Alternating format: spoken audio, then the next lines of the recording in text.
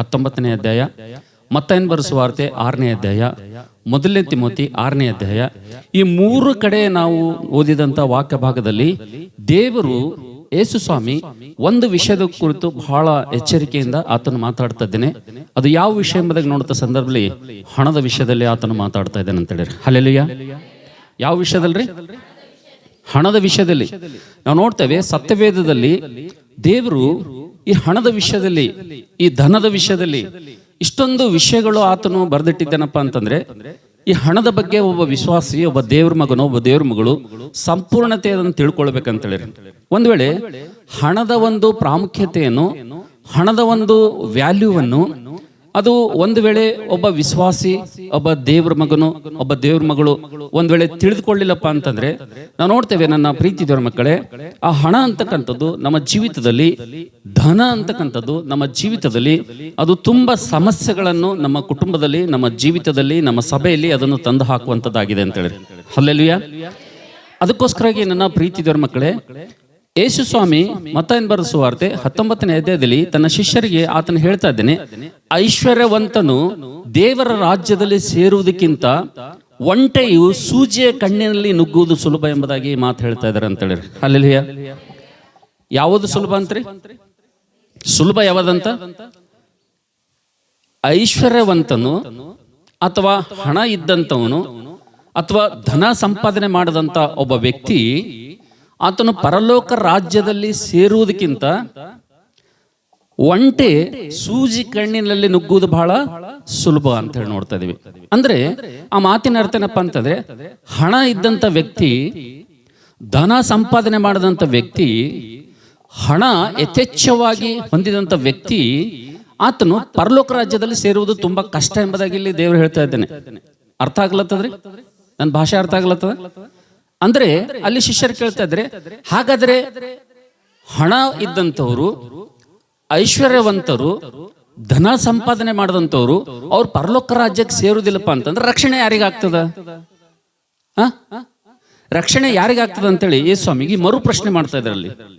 ಆದ್ರೆ ಅಲ್ಲಿ ಯೇಸು ಸ್ವಾಮಿ ಹೇಳ್ತಾ ಇದ್ದೇನೆ, ಇದು ಮನುಷ್ಯರಿಗೆ ಅಸಾಧ್ಯ, ಆದ್ರೆ ದೇವರಿಗೆ ಎಲ್ಲವೂ ಕೂಡ ಸಾಧ್ಯ ಎಂಬುದಾಗಿ ಇಲ್ಲಿ ಹೇಳ್ತಾ ಇದ್ದೇನೆ. ಅದಕ್ಕೋಸ್ಕರಾಗಿ ಸಹೋದರನೇ, ಸಹೋದರಿ, ದೇವರ ಮಂದಿರಕ್ಕೆ ಬಂದಿರುವಂತ ನೀನು ಕರ್ತನ ಮೇಜಿನಲ್ಲಿ ಕೈ ಹಾಕೋದಕ್ಕಿಂತ ಮುಂಚಿತವಾಗಿ ದೇವರು ಈ ಹಣದ ಕುರಿತು ನಮ್ಮ ಜೊತೆ ಮಾತಾಡುವಂತ ಸಂದರ್ಭದಲ್ಲಿ, ಈ ಧನದ ಕುರಿತು ದೇವರು ನಮ್ಮ ಜೊತೆ ಮಾತಾಡುವಂತ ಸಂದರ್ಭದಲ್ಲಿ, ಆ ಧನದ ಕುರಿತು ನಾವು ಬಹಳ ಸೂಕ್ಷ್ಮವಾಗಿ ಅದರ ವಿಷಯದಲ್ಲಿ ನಾವು ಗ್ರಹಿಸ್ಕೊಳ್ಬೇಕಂತೇಳಿ.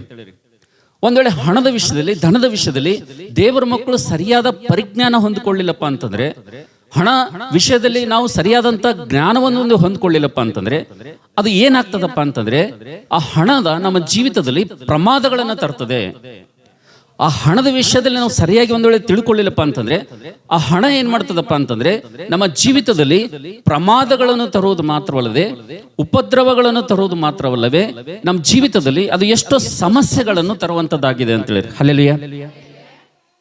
ಈ ಹಣದ ಕುರಿತು ವಾಕ್ಯ ಹೇಳುವಂತ ಸಂದರ್ಭದಲ್ಲಿ ನನಗೂ ಕೂಡ ಚೆನ್ನಾಗಿ ಅನಿಸ್ತದೆ, ಕುಂತು ಕೇಳುವಂತ ನಿಮಗೂ ಕೂಡ ಚೆನ್ನಾಗಿ ಅನಿಸ್ತದೆ.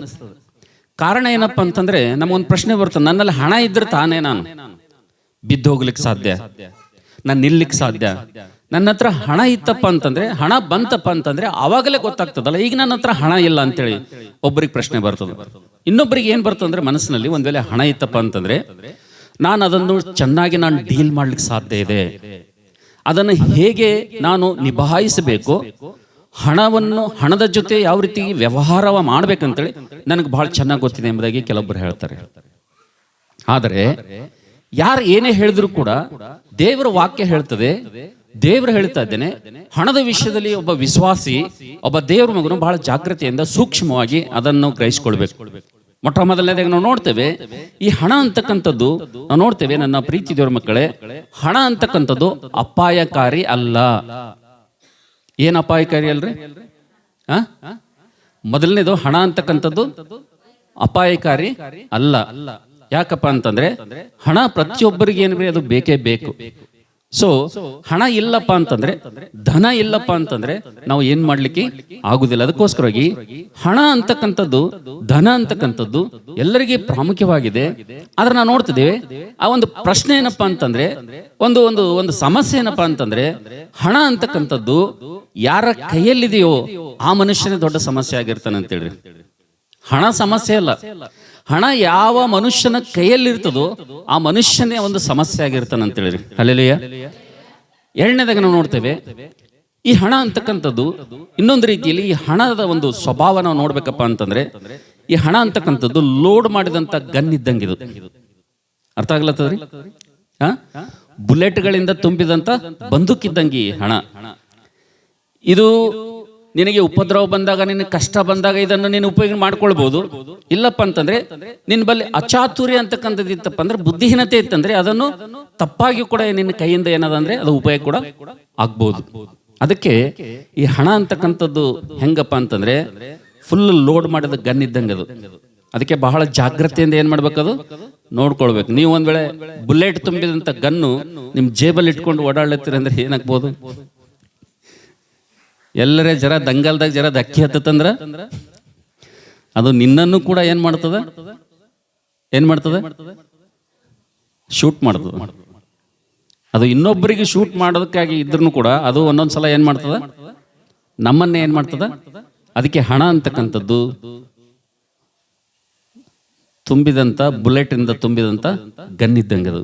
ಜಾಗ್ರತೆ. ಇನ್ನು ನಮ್ಗೆ ತಿಳಿಯುವಂತ ಭಾಷೆಯಲ್ಲಿ ಹಣದ ವಿಷಯದಲ್ಲಿ ಹೇಳ್ಬೇಕಪ್ಪ ಅಂತಂದ್ರೆ, ಹಣ ಅಂತಕ್ಕಂಥದ್ದು ಬೆಂಕಿ ಇದ್ದಂಗೆ. ಬೆಂಕಿ ನಮ್ಮ ಜೀವಿತದ ಒಂದು ಭಾಗ ಇದೆ. ಬೆಂಕಿ ಇರಲಿಲ್ಲಪ್ಪ ಅಂತಂದ್ರೆ, ಅಗ್ನಿ ಇರಲಿಲ್ಲಪ್ಪ ಅಂತಂದ್ರೆ ನಾವು ಏನು ಮಾಡ್ಲಿಕ್ಕೆ ಆಗಂಗಿಲ್ಲ. ಪ್ರತಿಯೊಂದಕ್ಕೂ ನಮಗೆ ಬೆಂಕಿ ಅಂತಕ್ಕಂಥದ್ದು, ಅಗ್ನಿ ಅಂತಕ್ಕಂಥದ್ದು ನಮಗೆ ಬೇಕು. ಆದರೆ ಇದೇ ಪ್ರಯೋಜನಕರವಾಗಿರುವಂತ ಈ ಅಗ್ನಿ ನಮಗೆ ನಮ್ಮ ಜೀವಿತದ ಒಂದು ಭಾಗವಾಗಿರುವಂತ ಈ ಬೆಂಕಿ, ಅದು ಕೆಲವೊಂದು ಸಲ ಏನಾಗ್ತದಪ್ಪ ಅಂತಂದ್ರೆ ಕೋಟ್ಯಾಂತರ ರೂಪಾಯಿ ಆಸ್ತಿಯನ್ನು ಕೂಡ ಅದು ಸುಟ್ಟು ಬಿಡ್ತದೆ. ಬೆಲೆಯುಳ್ಳಂತ ಪ್ರಾಣಗಳನ್ನು ಕೂಡ ಅದು ಏನ್ ಮಾಡ್ತದೆ ಅಂದ್ರೆ ನಷ್ಟ ಮಾಡ್ಬಿಡ್ತದೆ ಅಂತ ಹೇಳಿ. ಅರ್ಥ ಆಗಲತ್ತದ್ರಿ? ಹಣ ಅಂತಕ್ಕಂಥದ್ದು ಎಷ್ಟೊಂದು ಅದು ಪ್ರಮಾದಕರವಾಗಿರ್ತದಪ್ಪ ಅಂತಂದ್ರೆ ನಾವು ನೋಡ್ತೇವೆ. ನನ್ನ ಪ್ರೀತಿ ದೇವ್ರ ಮಕ್ಕಳೇ, ಅದು ಕೋಟ್ಯಾಂತರ ರೂಪಾಯಿ ಆಸ್ತಿಯನ್ನು ಕೂಡ ಅದು ಸುಡ್ಬೋದು. ಬೆಲೆಯುಳ್ಳ ಪ್ರಾಣಗಳನ್ನು ಕೂಡ ಅದು ಏನ್ ಮಾಡ್ಬೋದು, ನಷ್ಟ ಮಾಡಬಹುದು. ಅಷ್ಟೊಂದು ಹಣದ ವಿಷಯದಲ್ಲಿ, ಹಣದ ಪ್ರಮಾದದ ವಿಷಯದಲ್ಲಿ ನಾವು ನೋಡ್ತೇವೆ.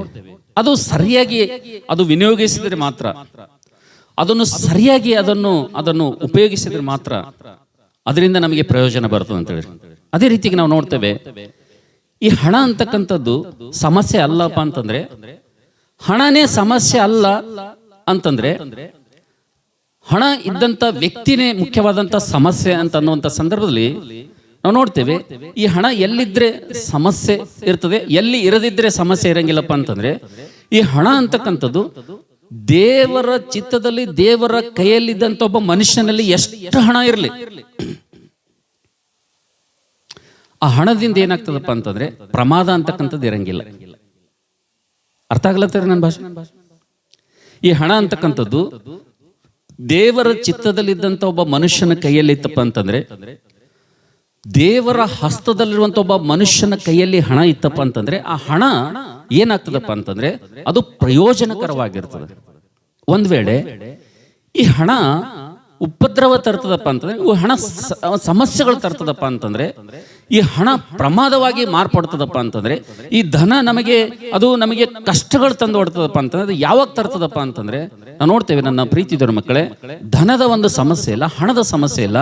ಯಾವ ಮನುಷ್ಯನು ದೇವರ ಕೈಯಲ್ಲಿರುವುದಿಲ್ಲವೋ, ಯಾವ ಮನುಷ್ಯನು ದೇವರ ಚಿತ್ತದಲ್ಲಿರುವುದಿಲ್ಲೋ ಆ ಮನುಷ್ಯನ ಕೈಯಲ್ಲಿ ಒಂದ್ ವೇಳೆ ಹಣ ಇತ್ತಪ್ಪ ಅಂತಂದ್ರೆ, ಹಣ ಏನಾಗ್ತಂದ್ರೆ, ಆ ವ್ಯಕ್ತಿ ಏನಾಗ್ತಾನಪ್ಪ ಅಂತಂದ್ರೆ ಆ ಹಣದಿಂದ ಏನಾಗ್ತಾನಂದ್ರೆ ಪ್ರಮಾದಕರವಾಗಿ ಆತನು ಮಾರ್ಪಡ್ತಾನೆ ಎಂಬುದಾಗಿ ನೋಡ್ತಾ ಇದೀವಿ ಅಂತ ಹೇಳಿ. ಹಲ್ಲೆಲೂಯಾ. ಅರ್ಥ ಆಗ್ಲತ್ತದ್ರಿ?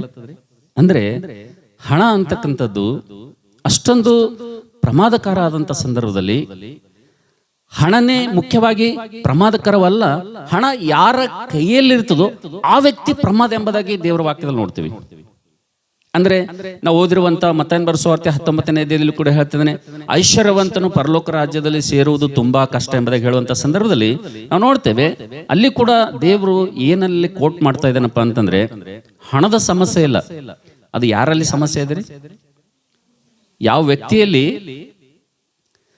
ಆ ದೇವರ ಚಿತ್ತದ ಅಲ್ಲಿ ಇರೋದಂತ ವ್ಯಕ್ತಿಯಲ್ಲಿ ಒಂದ್ ವೇಳೆ ಹಣ ಇತ್ತಪ್ಪ ಅಂತಂದ್ರೆ ಆ ವ್ಯಕ್ತಿ ಏನಾಗ್ತಾನಂತ, ಪ್ರಮಾದಕರವಾಗಿ ಮಾರ್ಪಾಡ್ತಾನಂತ.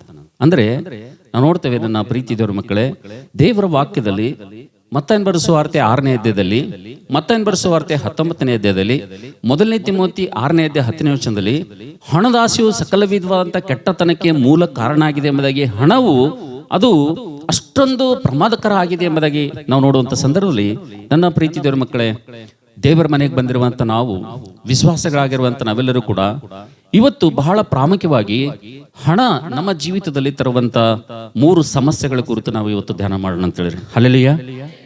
ಈ ಹಣ ಅಂತಕ್ಕಂಥದ್ದು, ಈ ಧನ ಅಂತಕ್ಕಂಥದ್ದು ನಮ್ಮ ಜೀವಿತದಲ್ಲಿ, ದೇವರ ಮಕ್ಕಳ ಜೀವಿತದಲ್ಲಿ ಅದು ತರುವಂತ 3 ಸಮಸ್ಯೆಗಳ ಕುರಿತು ಇವತ್ತು ನಾವು ಸ್ಪಷ್ಟವಾಗಿ, ಕ್ಲುಪ್ತವಾಗಿ ನಾವು ದೇವರ ವಾಕ್ಯದಿಂದ ನಾವು ನೋಡುವುದಾದ್ರೆ, ಅದನ್ನು ನಾವು ಸರಿಯಾಗಿ ನಾವು ದೇವರ ವಾಕ್ಯಾನುಸಾರವಾಗಿ ತಿಳ್ಕೊಳ್ಳುವುದಾದ್ರೆ, ಖಂಡಿತವಾಗಿ ನಮ್ಮ ಜೀವಿತದಲ್ಲಿ ನಾವು ನೋಡ್ತೇವೆ, ಅದು ಎಷ್ಟೇ ಹಣ ಇದ್ರೂ ಕೂಡ ಅದನ್ನು ಸರಿಯಾದ ರೀತಿಯಿಂದ ನಾವು ಏನ್ ಮಾಡ್ಬೋದಪ್ಪ ಅಂತಂದ್ರೆ ಅದನ್ನು ನಾವು ಡೀಲ್ ಮಾಡ್ಬೋದು ಅದ್ರ ಜೊತೆಗೆ ಅಂತೇಳಿ. ಹಲ್ಲೆಲೂಯಾ.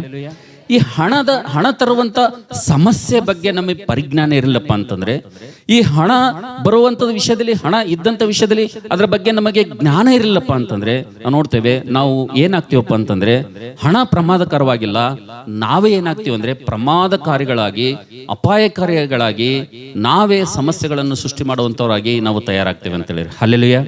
ಅದಕ್ಕೋಸ್ಕರಾಗಿ ದೇವರ ಮಕ್ಕಳೇ, ಈ ಮಾತುಗಳನ್ನು ಕೇಳುವಂತ ನಾವೆಲ್ಲರೂ ಕೂಡ ದೇವರು ಸತ್ಯವೇದದಲ್ಲಿ ಇಷ್ಟೊಂದು ಹಣದ ವಿಷಯದಲ್ಲಿ ಆತನು ಬರೆದಿದ್ದಾನಪ್ಪ ಅಂತಂದ್ರೆ ಅದರ ವಿಷಯದಲ್ಲಿ ನಾವು ತಿಳ್ಕೊಳ್ಬೇಕು. ಮತ್ತು ಬಹಳ ಪ್ರಾಮುಖ್ಯವಾಗಿ ಇವತ್ತು 3 ಹಣದ ಸಮಸ್ಯೆ ಕುರಿತು ನಾವು ಇವತ್ತು ತಿಳ್ಕೊಳ್ಳೋಣ. 3 ಸಮಸ್ಯೆಗಳಲ್ಲಿ, ಹಣದಿಂದ ಬರುವಂತ 3 ಪ್ರಾಮುಖ್ಯವಾದಂತಹ ಸಮಸ್ಯೆಗಳಲ್ಲಿ ಮೊಟ್ಟ ಮೊದಲನೇ ಸಮಸ್ಯೆ ಯಾವ್ದಪ್ಪ ಅಂತಂದ್ರೆ, ಜಾಗ್ರತೆ ಅಂತ ಕೇಳ್ರಿ, ಹಣ ಸಂಪಾದನೆ ಮಾಡೋದರಲ್ಲಿ ಮೊದಲನೇದಾಗಿ ಸಮಸ್ಯೆ ಇದೆ ಅಂತ ಹೇಳ್ರಿ. ಹಲ್ಲೆಲೂಯಾ. 3 ಸಮಸ್ಯೆಗಳಲ್ಲಿ ಮೊದಲನೇ ಸಮಸ್ಯೆ ಯಾವ್ದ್ರಿ?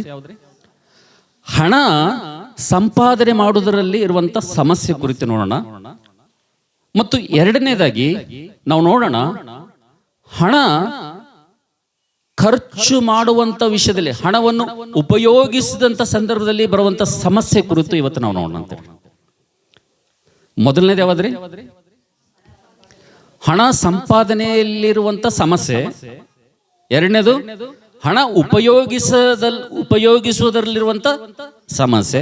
ಮತ್ತು ಮೂರನೇದಾಗಿ ಹಣವು ತರುವಂತ ತೀರ್ಪಿನ ಬಗ್ಗೆ, ಹಣವು ತರುವಂತ ಶಿಕ್ಷೆ ಬಗ್ಗೆ, ಹಣವು ತರುವಂತ ಉಪದ್ರವದ ಬಗ್ಗೆ, ಈ 3 ವಿಷಯಗಳು ಕ್ಲುಪ್ತವಾಗಿ ಇವತ್ತು ದೇವರ ವಾಕ್ಯದಿಂದ ನಾವು ನೋಡಿ, ನಾವು ದೇವರ ವಾಕ್ಯದ ಬೆಳಕಿನಲ್ಲಿ ನಮ್ಮ ಜೀವಿತವನ್ನು ಪರೀಕ್ಷೆ ಮಾಡಿಕೊಂಡು ನಾವು ಯೋಗ್ಯವಾದ ರೀತಿಯಿಂದ ಕರ್ತನ ಮೇಜಿನಲ್ಲಿ ಕೈ ಹಾಕೋಣ ಅಂತೇಳಿ. ಹಲ್ಲೆಲೂಯಾ. ಹಾಗಾದ್ರೆ ಬನ್ನಿ ನನ್ನ ಪ್ರೀತಿ ದೇವರ ಮಕ್ಕಳೇ, ಇವತ್ತು ಹಣವು ತರುವಂತ 3 ಪ್ರಮಾದಗಳು, ಹಣದಿಂದ ಬರುವಂತ 3 ಸಮಸ್ಯೆಗಳಲ್ಲಿ ಮೊಟ್ಟ ಮೊದಲನೇ ಸಮಸ್ಯೆ ಯಾವುದಪ್ಪ ಅಂತಂದ್ರೆ ಹಣ ಸಂಪಾದನೆಯಲ್ಲಿರುವಂತ ಸಮಸ್ಯೆನ ನೋಡೋಣ ನಾವು. ಹಣ ಸಂಪಾದನೆ ಮಾಡೋದ್ರಲ್ಲಿ ಎಂತ ದೊಡ್ಡ ಸಮಸ್ಯೆ ಇದೆ, ಹಣ ಸಂಪಾದಿಸೋದ್ರಲ್ಲಿ ಎಷ್ಟೊಂದು ಸಮಸ್ಯೆ ಇದೆ ಎಂಬುದಾಗಿ ನಾವು ನೋಡೋಣ. ನನ್ನ ಪ್ರೀತಿ ದೇವರ ಮಕ್ಕಳೇ, ನೀವು ಎಲ್ಲೇ ಕೆಲಸ ಮಾಡ್ರಿ, ಯಾವ ಊರಾಗೆ ಕೆಲಸ ಮಾಡ್ರಿ, ಯಾವುದೇ ಸ್ಥಳದಲ್ಲಿ ನೀವು ಕೆಲಸ ಮಾಡ್ರಿ, ನೀವು ಎಲ್ಲಿ ಕೆಲಸ ಮಾಡಿದ್ರು ಕೂಡ ಹಣ ಖಂಡಿತ ಬರ್ತದೆ ನಿಮಗೆ. ನೀವು ಸ್ಕೂಲಲ್ಲಿ ಮಾಡ್ತಿರೋ, ಕಾಲೇಜಲ್ಲಿ ಮಾಡ್ತಿರೋ, ನೀವು ಬಿಸ್ನೆಸ್ ಮಾಡ್ತಿರೋ, ನೀವೇನು ವ್ಯಾಪಾರ ಮಾಡ್ತಿರೋ, ಏನು ಉದ್ಯೋಗ ಮಾಡ್ತಿರೋ, ಏನು ಕೂಲಿ ಕೆಲಸ ಮಾಡ್ತಿರೋ, ಏನ್ ಮಾಡ್ತಿರೋ ಗೊತ್ತಿಲ್ಲ, ನೀವು ಎಲ್ಲಿ ಏನು ಕೆಲಸ ಮಾಡಿದ್ರು ಕೂಡ ಹಣ ಅಂತಕ್ಕಂಥದ್ದು ನಿಮಗೆ ಬರ್ತದೆ. ಆದ್ರೆ ಒಂದು ವಿಷಯ ತಿಳ್ಕೊಳ್ಬೇಕು ನಾವು, ಹಣದ ಜೊತೆಗೆ ಹಣ ಬರುವಂತ ಸಂದರ್ಭದಲ್ಲಿ, ಹಣ ಬರ್ತಾ ಆ ಹಣ ನಮ್ಮ ಜೀವಿತದಲ್ಲಿ, ನಮ್ಮ ಕೈಯಲ್ಲಿ, ನಮ್ಮ ಕುಟುಂಬದಲ್ಲಿ ಶಾಪ ಅಂತಕ್ಕಂಥದ್ದು ತೆಗೆದುಕೊಂಡು ಬರಬಾರ್ದು ಅಂತೇಳಿ. ಹಲ್ಲೆಲೂಯಾ. ನಾನು ಮಾತು ಅರ್ಥ ಆಗ್ಲತ್ತದ್ರಿ? ಹಣ ಸಂಪಾದನೆಯಲ್ಲಿರುವಂತ ಮೊಟ್ಟ ಮೊದಲನೇ ಸಮಸ್ಯೆ ನಾವು ಅರ್ಥ ಮಾಡ್ಕೊಳ್ಬೇಕಪ್ಪ ಅಂತಂದ್ರೆ, ನೀವು ಎಲ್ಲಿ ಕೆಲಸ ಮಾಡಿದ್ರು ಕೂಡ ನಿಮಗೆ ಹಣ ಕೊಡ್ತಾರೆ. ಯಾವ ಸ್ಥಳದಲ್ಲಿ ಕೆಲಸ ಮಾಡಿದ್ರು ಕೂಡ, ನೀವು ಏನೇ ಉದ್ಯೋಗ ಮಾಡಿದ್ರು ಕೂಡ, ಯಾವುದೇ ವ್ಯಾಪಾರ ಮಾಡಿದ್ರು ಕೂಡ ನಿಮ್ಮಲ್ಲಿ ಹತ್ರ ಹಣ ಬರ್ತದೆ. ಆದ್ರೆ ಹಣ ಬಂದಂತ ಸಂದರ್ಭದಲ್ಲಿ, ಆ ಹಣ ಬರುವಂತ ಸಂದರ್ಭದಲ್ಲಿ ನಮ್ಮ ಕೈಯಲ್ಲಿ ಹಣ ಬಂದಾಗ ಅದ್ರ ಜೊತೆಗೆ ಶಾಪವನ್ನು ಹೊತ್ಕೊಂಡು ಬರಬಾರ್ದು. ಇದು ವಿಶ್ವಾಸಿ ಬಹಳ ಜಾಗ್ರತೆಯಿಂದ ನೋಡ್ಕೊಳ್ಬೇಕಂತ ಹೇಳಿ. ಹಲ್ಲೆಲೂಯಾ. ಹಾಗಾದ್ರೆ ಬನ್ನಿ ನನ್ನ ಪ್ರೀತಿ ದೇವರ ಮಕ್ಕಳೇ, ಹಣ ತರುವಂತ ಹಣ ಸಂಪಾದನೆ ಮಾಡೋದ್ರಲ್ಲಿರುವಂತ ಮೊಟ್ಟ ಮೊದಲನೇ ಸಮಸ್ಯೆ. ದಯವಿಟ್ಟು ನಾವು ನೋಡೋಣ ದೇವರ ವಾಕ್ಯದಿಂದ. ಯಾಕೋಬನ ಪುಸ್ತಕ 5ನೇ ಅಧ್ಯಾಯ ನೋಡು ದಯವಿಟ್ಟು. ಬುಕ್ ಆಫ್ ಜೇಮ್ಸ್, ಯಾಕೋಬನ ಪುಸ್ತಕ 5ನೇ ಅಧ್ಯಾಯದಲ್ಲಿ ಹಣವು ತರುವಂತ ಮೊಟ್ಟ ಮೊದಲನೇ ಸಮಸ್ಯೆ. ಹಣವು ನಮ್ಮ ಜೀವಿತದಲ್ಲಿ, ನಮ್ಮ ಬದುಕಿನಲ್ಲಿ, ನಮ್ಮ ಕುಟುಂಬದಲ್ಲಿ ಮತ್ತು ಸಭೆಯಲ್ಲಿ ಹಣವು ತರುವಂತ ಮೊಟ್ಟ ಮೊದಲನೇ ಒಂದು ತರುವಂತ ಸಮಸ್ಯೆ ಏನಪ್ಪಾ ಅಂತಂದ್ರೆ, ಹಣವು ಅದು ಸಮಸ್ಯೆ ಹೇಗೆ ಅದು ಸಂಪಾದನೆ ಮಾಡೋದರಲ್ಲಿ ಹೇಗೆ ಸಮಸ್ಯೆ ಆಗ್ತದೆ ಎಂಬುದಾಗಿ ದಯವಿಟ್ಟು ಯಾರಾದರೂ ಯಾಕೋಬನ ಪುಸ್ತಕ 5ನೇ ಅಧ್ಯಾಯ 4ನೇ ವಚನ ಓದ್ತಮ್ಮ. ನಿಮ್ಮ ಹೊಲಗಳನ್ನು ಕೊಯ್ದವರ ಕೂಲಿಯನ್ನು ನೀವು ಅನ್ಯಾಯವಾಗಿ ಹಿಡಿದುಕೊಂಡಿದ್ದೀರಿ. ಅಗೋ ಆ ಕೂಲಿ ನಿಮ್ಮ ಮೇಲೆ ಕೂಗಿಕೊಳ್ಳುತ್ತದೆ. ಕೂಲಿಯು ನಿಮ್ಮ ಮೇಲೆ ಏನ್ ಮಾಡ್ತದಂತ? ಕೂಗಿಕೊಳ್ಳುತ್ತದೆ. ಎಲ್ಲರೂ ನಿಮ್ಮ ಸತ್ಯವೇದ ನಿಮ್ಮಲ್ಲಿ ಇಟ್ಕೊಂಡು ಒಂದ್ ಸಲ ನನ್ನ ಕಡೆಗೆ ನೋಡ್ರಿ ಎಲ್ಲರೂ ಕೂಡ. Hallelujah, hallelujah. ಎಲ್ಲರೂ ಇಲ್ಲೇ ಇದ್ದೀರಿ? ನಾವು ನೋಡ್ತೇವೆ ನನ್ನ ಪ್ರೀತಿದವರ ಮಕ್ಕಳೇ, ಹಣದ ಕುರಿತು ಇವತ್ತು ನಾವು ಧ್ಯಾನ ಮಾಡುವಂತ ಸಂದರ್ಭದಲ್ಲಿ ಹಣವು ತರುವಂತ 3 ಪ್ರಾಮುಖ್ಯವಾದಂತ ಸಮಸ್ಯೆಗಳಲ್ಲಿ ನಾವು ಮೊಟ್ಟ ಮೊದಲೇ ಸಮಸ್ಯೆ ಏನ್ ನೋಡ್ತಾ ಇದ್ದೀವಿ ಸಂದರ್ಭದಲ್ಲಿ, ಆ ಹಣವು ತರುವಂತ ಪ್ರಮುಖವಾದಂತ ಒಂದು ಸಮಸ್ಯೆ ಅದು ಎಲ್ಲಿ ಬರ್ತದಪ್ಪ ಅಂತಂದ್ರೆ, ಸಂಪಾದನೆ ಮಾಡೋದ್ರಲ್ಲಿ ಸಮಸ್ಯೆ ತರ್ತದೆ ಅಂತೇಳಿ. ಹಣ ಸಂಪಾದನೆ ಮಾಡೋದ್ರಲ್ಲಿ ಸಮಸ್ಯೆ ಇರ್ತದೆ. ಏನು ಸಮಸ್ಯೆ ಎಂಬುದನ್ನು ಸಂದರ್ಭದಲ್ಲಿ ನಾವು ನೋಡ್ತೇವೆ. ಯಾಕೋಬನು ಈ ಪತ್ರಿಕೆಯಲ್ಲಿ ಹಣದ ಕುರಿತು ಬರಲಿಕ್ಕೆ ಕಾರಣ ಏನಪ್ಪಾ ಅಂತಂದ್ರೆ, ಈ ಹಣವು ಸಂಪಾದನೆಯಲ್ಲಿ ಸಮಸ್ಯೆ ಏನಪ್ಪಾ ಅಂತಂದ್ರೆ, ಆದಿ ಸಭೆಯಲ್ಲಿರುವಂತಹ ವಿಶ್ವಾಸಿ ಮಕ್ಕಳು ನಾವು ನೋಡ್ತೇವೆ, ಅವರು ಅಲ್ಲಲ್ಲಿ ಚದುರಿಸಲ್ಪಟ್ಟಂತ ಸಂದರ್ಭದಲ್ಲಿ, ಅವರು ಯೆರೂಸಲೇಮಿನಿಂದ ಎಲ್ಲಾ ಕಡೆ ಚದುರಿ ಹೋದಂತ ಸಂದರ್ಭದಲ್ಲಿ ನಾವು ನೋಡ್ತೇವೆ, ಬೇರೆ ಬೇರೆ ಪ್ರಾಂತಗಳಲ್ಲಿ ಹೋಗಿ ಅವರು ವಾಸ ಮಾಡುವಂತ ಸಂದರ್ಭದಲ್ಲಿ ಅವ್ರು ಏನ್ ಮಾಡ್ಲಿಕ್ಕೆ ಪ್ರಾರಂಭ ಮಾಡ್ತಾರಪ್ಪ ಅಂತಂದ್ರೆ, ಹಣ ಸಂಪಾದನೆ ಮಾಡ್ಲಿಕ್ಕೆ ಅವರು ಪ್ರಾರಂಭ ಮಾಡ್ತಾರೆ ಅಂತ ಹೇಳಿ. ಹಲ್ಲೆಲೂಯಾ.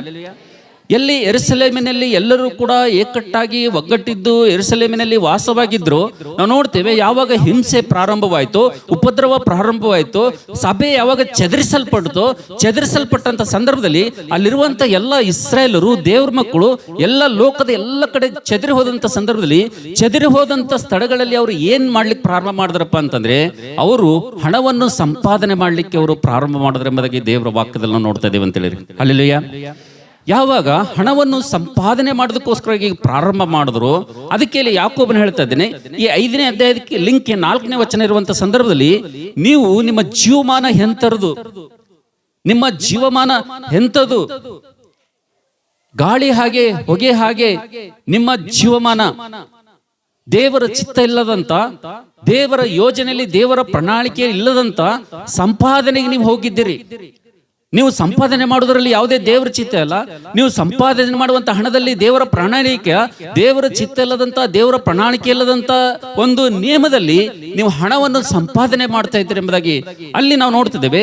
ಚದರಿ ಹೋದಂತ ಇಸ್ರಾಯೇಲರಿಗೆ ಪತ್ರಿಕೆಯನ್ನು ಬರೆದಂತ ಸಂದರ್ಭದಲ್ಲಿ ನಾವು ನೋಡ್ತೇವೆ. ನನ್ನ ಪ್ರೀತಿದವರ ಮಕ್ಕಳೇ, 5ನೇ ಅಧ್ಯಾಯ ನಾವು ನೋಡ್ತೇವೆ 4ನೇ ವಚನದಲ್ಲಿ ನಾವು ನೋಡ್ತೇವೆ, ಇವತ್ತು ದೇವರ ಮನೆಗೆ ಬಂದಿರುವಂತ ನಾವು, ದೇವರ ಸನ್ನಿಧಿಗೆ ಬಂದಿರುವಂತ ನಾವು, ಹಾಗಾದರೂ ಚದರಿಸಲ್ಪಟ್ಟಂತರು ಹಣ ಸಂಪಾದನೆ ಮಾಡೋದಕ್ಕಾಗಿ ಇಳಿದ್ರು, ಹಾಗಾದ್ರೂ ಅವರು ಹಣ ಸಂಪಾದಿಸದಲ್ಲಿ ತಲ್ಲೀನನಾಗಿದ್ರು. ಮತ್ತು ಹಾಗಾದ್ರೂ ನಾವು ನೋಡ್ತಾ ಇದ್ದೀವಿ ಅವ್ರು ಯಾವ ರೀತಿಗೆ ಸಂಪಾದನೆ ಮಾಡ್ತಾ ಇದ್ರು ಅಂದ್ರೆ, ಅವರು ಸಂಪಾದನೆ ಮಾಡುವಂತ ಹಣದಲ್ಲಿ ದೇವರ ಪ್ರಣಾಳಿಕೆ ಇರಲಿಲ್ಲ, ದೇವರ ಯೋಜನೆ ಇರಲಿಲ್ಲ, ದೇವರ ಚಿತ್ತ ಇರಲಿಲ್ಲ. ಅದಕ್ಕೋಸ್ಕರವಾಗಿ ನಾವು ನೋಡ್ತಿದ್ದೇವೆ, ಯಾಕೋಬ ಭಕ್ತನು ಬರೆಯುವಂತ ಸಂದರ್ಭದಲ್ಲಿ ಇವತ್ತು ವಿಶ್ವಾಸಿ ಮಕ್ಕಳಾಗಿರುವಂತ ನಾವು, ದೇವ್ರ ಮಕ್ಕಳಾಗಿರುವಂತ ನಾವು, ನಮ್ಮ ಜೀವಿತದಲ್ಲಿ ಹಣ ತರುವಂತ ಸಂಪಾದನೆ ಮೊಟ್ಟ ಮೊದಲೇ ಸಮಸ್ಯೆ ಏನಪ್ಪಾ ಅಂತಂದ್ರೆ, ನಾವು ನೋಡ್ತೇವೆ ಅನ್ಯಾಯದಿಂದ ನೀವು ಹಣವನ್ನು ಸಂಪಾದನೆ ಮಾಡ್ತಾ ಇದ್ದೀರಿ ಎಂಬುದಾಗಿ ನಾವು ದೇವರ ವಾಕ್ಯದಲ್ಲಿ ನೋಡ್ತಾ ಇದ್ದೀವಿ ಅಂತ ಹೇಳಿ. ಹಲ್ಲೆಲೂಯಾ. ಹಣ ಹೆಂಗ ಸಂಪಾದನೆ ಮಾಡ್ತಾ ಇದ್ದೀವಿ ಅಂತ ಬೈಬಲ್ನಾಗ ಬರ್ತದ, ಓದ್ತೀರಾ? 4ನೇ ವಚನ ಓದಮ್ಮ. ನಿಮ್ಮ ಹೊಲಗಳನ್ನು ಕೊಯ್ದವರ ಕೂಲಿಯನ್ನು ನೀವು ಅನ್ಯಾಯವಾಗಿ ಹಿಡಿದುಕೊಂಡಿದ್ದೀರಿ. ಅಗೋ ಆ ಕೂಲಿಯು ನಿಮ್ಮ ಮೇಲೆ ಕೂಗಿಕೊಳ್ಳುತ್ತದೆ. ನಾವು ನೋಡ್ತಿದ್ದೇವೆ ಹಣ ಹೇಗೆ ಸಂಪಾದನೆ ಮಾಡ್ತಾ ಇದ್ದಾರೆ ಅನ್ನೋದಕ್ಕೆ ನೋಡುತ್ತಾ ಸಂದರ್ಭದಲ್ಲಿ, ಹಣವು ಹೇಗೆ ಸಂಪಾದಿಸ್ತಾ ಇದ್ದಾರೆ ನೋಡುತ್ತಾ ಸಂದರ್ಭದಲ್ಲಿ, ಅನ್ಯಾಯವಾಗಿ ಹಣವನ್ನು ಏನ್ ಮಾಡ್ತಾ ಇದ್ದಾರಂತ್ರಿ? ಸಂಪಾದನೆ ಮಾಡ್ತಾ ಇದ್ರಂತ. ಈ ಮಾತುಗಳನ್ನು ಕೇಳುವಂತ ಸಂದರ್ಭದಲ್ಲಿ ನಿಮ್ಗೆ ಅನ್ಸ್ಬೋದು, ಹಣ ಅದು ಹೊಲ ಇದ್ದವ್ರಿಗೆ ಬರ್ದಾರ, ಅದು ಮನಿ ಇದ್ದವ್ರಿಗೆ ಬರ್ದಾರ, ಯಾರೋ ದುಡಿಲಕ್ ಹೋದಾಗ ಕೂಲಿ ಕೊಟ್ಟಿಲ್ಲ ಅಂತ ಅವ್ರ ಬಗ್ಗೆ ಅಲ್ಲಿ ಬೈಬಲ್ನಾಗ ಬರ್ತದ ಅಂತ ಹೇಳಿ ನೀವು ತಪ್ಪು ಕಲ್ಪನೆ ಒಂದ್ ವೇಳೆ ತಿಳ್ಕೊಂಡ್ರಪ್ಪ ಅಂತಂದ್ರೆ, ನೀವು ಧರ್ಮೋಪದೇಶ ಕಾಂಡ 24ನೇ ಅಧ್ಯಾಯ 14ನೇ ವಚನ ಒಂದ್ ವೇಳೆ ನೀವು ಮನೆಗೆ ಹೋಗೋದಿದ್ರಪ್ಪ ಅಂತಂದ್ರೆ, ಅಲ್ಲಿ ದೇವರ ವಾಕ್ಯ ಎಷ್ಟು ಸ್ಪಷ್ಟವಾಗಿ ಬರ್ದಿದೆಪ್ಪ ಅಂತಂದ್ರೆ, ದೇವರ ವಾಕ್ಯ ಎಷ್ಟು ಕ್ಲಿಯರ್ ಆಗಿ ಬರ್ದಿದೆಪ್ಪ ಅಂತಂದ್ರೆ, ಯಾವುದೇ ಒಬ್ಬ ವ್ಯಕ್ತಿ ಆತನು ಕಷ್ಟಪಟ್ಟು ಸಂಪಾದನೆ ಮಾಡಿದಂತ ಹಣ ನಮ್ಮ ಹಸ್ತದಲ್ಲಿ ಅನ್ಯಾಯವಾಗಿ ನಾವು ಹಿಡ್ಕೊಂಡಿದ್ದೇವಪ್ಪ ಅಂತಂದ್ರೆ ಅದು ಸಂಪಾದನೆಯಲ್ಲಿ ದೊಡ್ಡ ಪಾಪವಾಗಿ ಮಾರ್ಪಡ್ತದೆ ಅಂತ ಹೇಳಿದ್ರೆ, ಹಲ್ಲೆಲೂಯಾ. ನಾವು ನೋಡ್ತೇವೆ ನನ್ನ ಪ್ರೀತಿಯ ಮಕ್ಕಳೇ, ಇವತ್ತು ನಾವು ನೋಡ್ತೇವೆ ದೇವರ ವಾಕ್ಯದಲ್ಲಿ ರೋಮ ಪತ್ರಿಕೆ 4ನೇ ಅಧ್ಯಾಯ 4ನೇ ವಚನದಲ್ಲಿ ಕಷ್ಟಪಟ್ಟು ಕೆಲಸ ಮಾಡಿದವನಿಗೆ ಕೂಲಿ ದೊರೆಯಬೇಕೆಂಬುದಾಗಿ ದೇವರ ವಾಕ್ಯದಲ್ಲಿ ನಾವು ನೋಡ್ತಾ ಇದೀವಿ ಅಂತ ಹೇಳಿ. ಯಾರು ಕಷ್ಟಪಟ್ಟು ಕೆಲಸ ಮಾಡ್ತಾರೋ, ಯಾರು ಕಷ್ಟಪಟ್ಟು ದುಡಿತಾರೋ ಅವರಿಗೆ ಸಿಕ್ಕತಕ್ಕಂಥ ಕೂಲಿ ಅವರಿಗೆ ಸಲ್ಲತಕ್ಕದ್ದೇ ಅಂತ ಅವ್ರಿಗೆ. ಅಂದ್ರೆ ಒಂದೇ ಮಾತಿನಲ್ಲಿ ದೇವ್ರು ಹೇಳ್ತಾನಪ್ಪ ಅಂತಂದ್ರೆ, ಯಾರು ಕಷ್ಟಪಡ್ತಾರೋ, ಯಾರು ಶ್ರಮಜೀವಿಗಳಾಗಿದ್ದರೋ, ಅವ್ರು ಕಷ್ಟಪಟ್ಟು ದುಡ್ದಿದ್ದನ್ನು ಅವ್ರಿಗೆ ಏನ್ ಮಾಡ್ಬೇಕಂತ್ರಿ, ಏನ್ ಮಾಡ್ಬೇಕಂತ ಅವ್ರ ಕೈದಾಗ ಅದು ಬಂದು ಏನ್ ಮಾಡ್ಬೇಕು, ಸೇರ್ಬೇಕಂತೇಳಿ. ಒಂದು ವೇಳೆ ಕಷ್ಟಪಟ್ಟದ್ದು ಇನ್ನೊಬ್ರು ಕಷ್ಟಪಟ್ಟಿದ್ದು ಇನ್ನೊಬ್ರು ಬೆವರು ಸುರಿಸಿದ್ದು ಅದು ಒಂದ್ ವೇಳೆ ನಮ್ಮ ಕೈಯಲ್ಲಿ ನಾವು ಅನ್ಯಾಯವಾಗಿ ಒಂದ್ ವೇಳೆ ನಾವು ಇಟ್ಕೊಂಡೇವೆ ಅಂತ ಹೇಳಿರಿ, ಅನ್ಯಾಯವಾಗಿ ಆ ಹಣವನ್ನು ನಾವು ಹಿಡಿದುಕೊಂಡೇವೆ ಅಂತೇಳಿರಿ, ಅದು ಏನಾಗಿ ಮಾರ್ಪಡ್ತದಂತ್ರಿ, ಏನಾಗಿ ಮಾರ್ಪಡ್ತದಂತ? ಇದು ಹಣ ಸಂಪಾದನೆಯಲ್ಲಿರುವಂತ ಮೊಟ್ಟ ಮೊದಲನೇ ಸಮಸ್ಯೆ ಅಂತೇಳಿರಿ. ಹಲ್ಲೆಲೂಯಾ. ನನ್ನ ಪ್ರೀತಿ ದೇವರ ಮಕ್ಕಳೇ, ಇವತ್ತು ಈ ಮಾತುಗಳನ್ನು ಕೇಳುವಂತ ನಾವೆಲ್ಲರೂ ಕೂಡ, ಈ ಸಂದೇಶವನ್ನು ಕೇಳುವಂತ ನಾವೆಲ್ಲರೂ ಕೂಡ ದೇವರ ವಾಕ್ಯದಲ್ಲಿ ನೋಡ್ತೇವೆ, ಅನ್ಯಾಯವಾಗಿ ಎಲ್ಲಾದರೂ ನಾವು ದುಡ್ಡನ್ನು ಸಂಪಾದನೆ ಮಾಡ್ತಾ ಇದ್ದೇವಾ? ಮೋಸದಿಂದ ನಾವೆಲ್ಲಾದರೂ ಹಣ ನಮ್ಮ ಹತ್ರ ಉಳಿಸ್ಕೊಳ್ತಾ ಇದ್ದೇವಾ? ಹಣದ ವಿಷಯದಲ್ಲಿ, ಹಣದ ಸಂಪಾದನೆ ವಿಷಯದಲ್ಲಿ ಅನ್ಯಾಯದ ಹಣ, ಮೋಸದ ಹಣ, ಇನ್ನೊಬ್ಬರಿಗೆ ಮೋಸ ಮಾಡಿ, ಇನ್ನೊಬ್ಬರಿಗೆ ಅನ್ಯಾಯ ಮಾಡಿ, ಇನ್ನೊಬ್ಬರ ಕೂಲಿಯನ್ನು, ಇನ್ನೊಬ್ಬರು ದುಡ್ದದ್ದನ್ನು, ಇನ್ನೊಬ್ಬರು ಕಷ್ಟಪಟ್ಟು ಬೆವರು ಸುರಿಸಿದ್ದನ್ನು ಅದು ಅವರಿಗೆ ಕೊಡ್ಲಾರ್ದೇನೆ ಅದು ನಮ್ಮ ಕೈಯಲ್ಲಿ ನಾವು ನಮ್ಮ ಅಧೀನದಲ್ಲಿ, ನಮ್ಮ ಸ್ವಾಧೀನದಲ್ಲಿ ಒಂದ್ ವೇಳೆ ನಾವು ಇಟ್ಕೊಳ್ತಾ ಇದ್ದೇವಪ್ಪ ಅಂತಂದ್ರೆ ದೇವರಂತಾನೆ ಅನ್ಯಾಯದಿಂದ ಸಂಪಾದನೆ ಮಾಡ್ತಾ ಇದ್ದಾರಂತ ನಾವು ನೋಡ್ತೇವೆ. ಇಲ್ಲಿ ಆತನ ಹೇಳ್ತಾ ಇದ್ದೇನೆ, ನೀವು ನಿಮ್ಮ ಹೊಲಗಳಲ್ಲಿ ದುಡಿದವರ, ಕೂಲಿ ಮಾಡದವರ ಕೂಲಿಯನ್ನು ಏನ್ ಮಾಡಿದಿರಿ, ನೀವು ಏನ್ ಮಾಡ್ರ? ಅವ್ರಿಗೆ ಏನ್ ಮಾಡಿಲ್ಲ, ಕೊಟ್ಟಿಲ್ಲ. ಏನ್ ಮಾಡಿರೋದು, ಏನ್ ಮಾಡಿರೋದು ನೀವು ಅದು ಏನ್ ಮಾಡ್ರಿ, ಹಿಡಿದುಕೊಂಡಿರಪ್ಪ ಅಂತಂದ್ರೆ ಮೂಲ ಭಾಷೆಯಲ್ಲಿ ಅರ್ಥ ಏನಪ್ಪಾ ಅಂತಂದ್ರೆ, ಇನ್ನು ಯಾವತ್ತು ಕೂಡ ಅವ್ರು ದುಡಿದಿದ್ದವ್ರು ಕಷ್ಟಪಟ್ಟಿದ್ದವ್ರ ಕೈದಾಗ ನೀವು ಕೊಡಲೆ ಅಂತ ಅರ್ಥ ಅದರದು. ಅದು ಮೂಲ ಭಾಷೆಯಲ್ಲಿ ಹೆಂಗದ ಗೊತ್ತದ್ರಿ, ಇಬ್ರು ಭಾಷೆಯಲ್ಲಿ ಹೆಂಗದ ಅಂದ್ರೆ, ಇನ್ನು ಯಾವತ್ತು ಕೂಡ ನಿನ್ ಜೀವಮಾನದಾಗ ಯಾರು ಕಷ್ಟಪಟ್ರ, ಯಾರು ಬೆವರು ಸುರಿಸ್ಯಾರ, ಯಾರು ಕೂಲಿಗಾಗಿ ದುಡ್ದಾರ, ಕಷ್ಟಪಟ್ರ, ಅವ್ರು ಕಷ್ಟಪಟ್ಟಿದ ಹಣ ನೀನು ಅವರಿಗೆ ಒಟ್ಟು ಕೊಡಂಗಿಲ್ಲ ಅಂತ.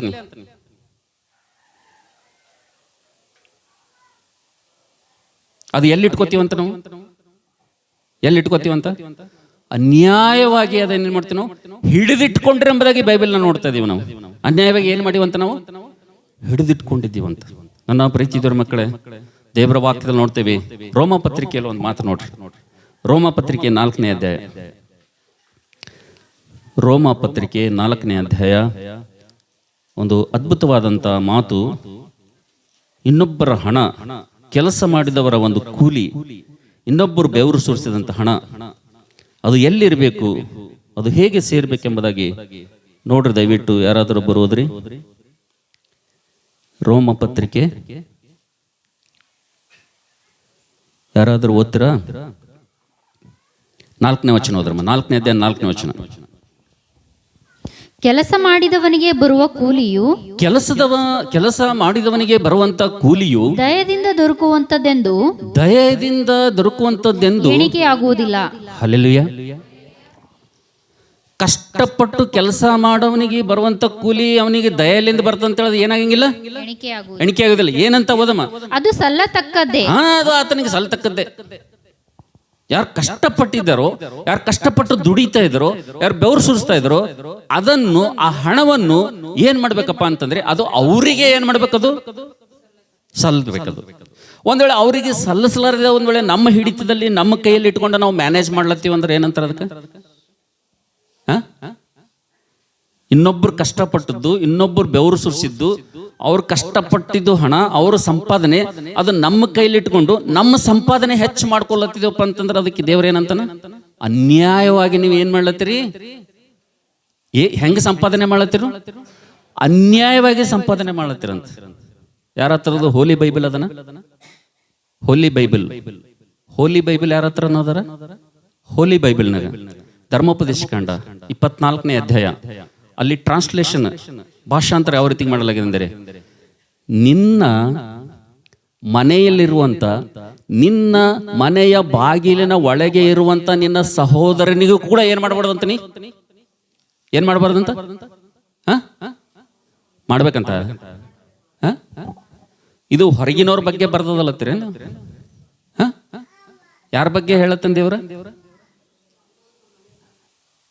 ನಮ್ಮ ಮನೆಗಂದ್ರೆ ಬಾಜು ಅಲ್ಲ, ನಮ್ಮ ಮನೆಗೆ ಇನ್ನೊಂದು ಬಾಕಲ್ ಇರ್ತದ ನೋಡ್ರಿ. ಏನು ಒಂದೇ ಬಾಕಲ್ ಅದ ನಿಮ್ಮ ಮನೆಗೆ? ಅವ ಬಾಕಲ? ನಮ್ಮ ಮನ್ಯಾಗ ಇನ್ನೊಂದು ಬಾಕಲ್ನಾಗ ಯಾರು ಇರ್ತಾರ?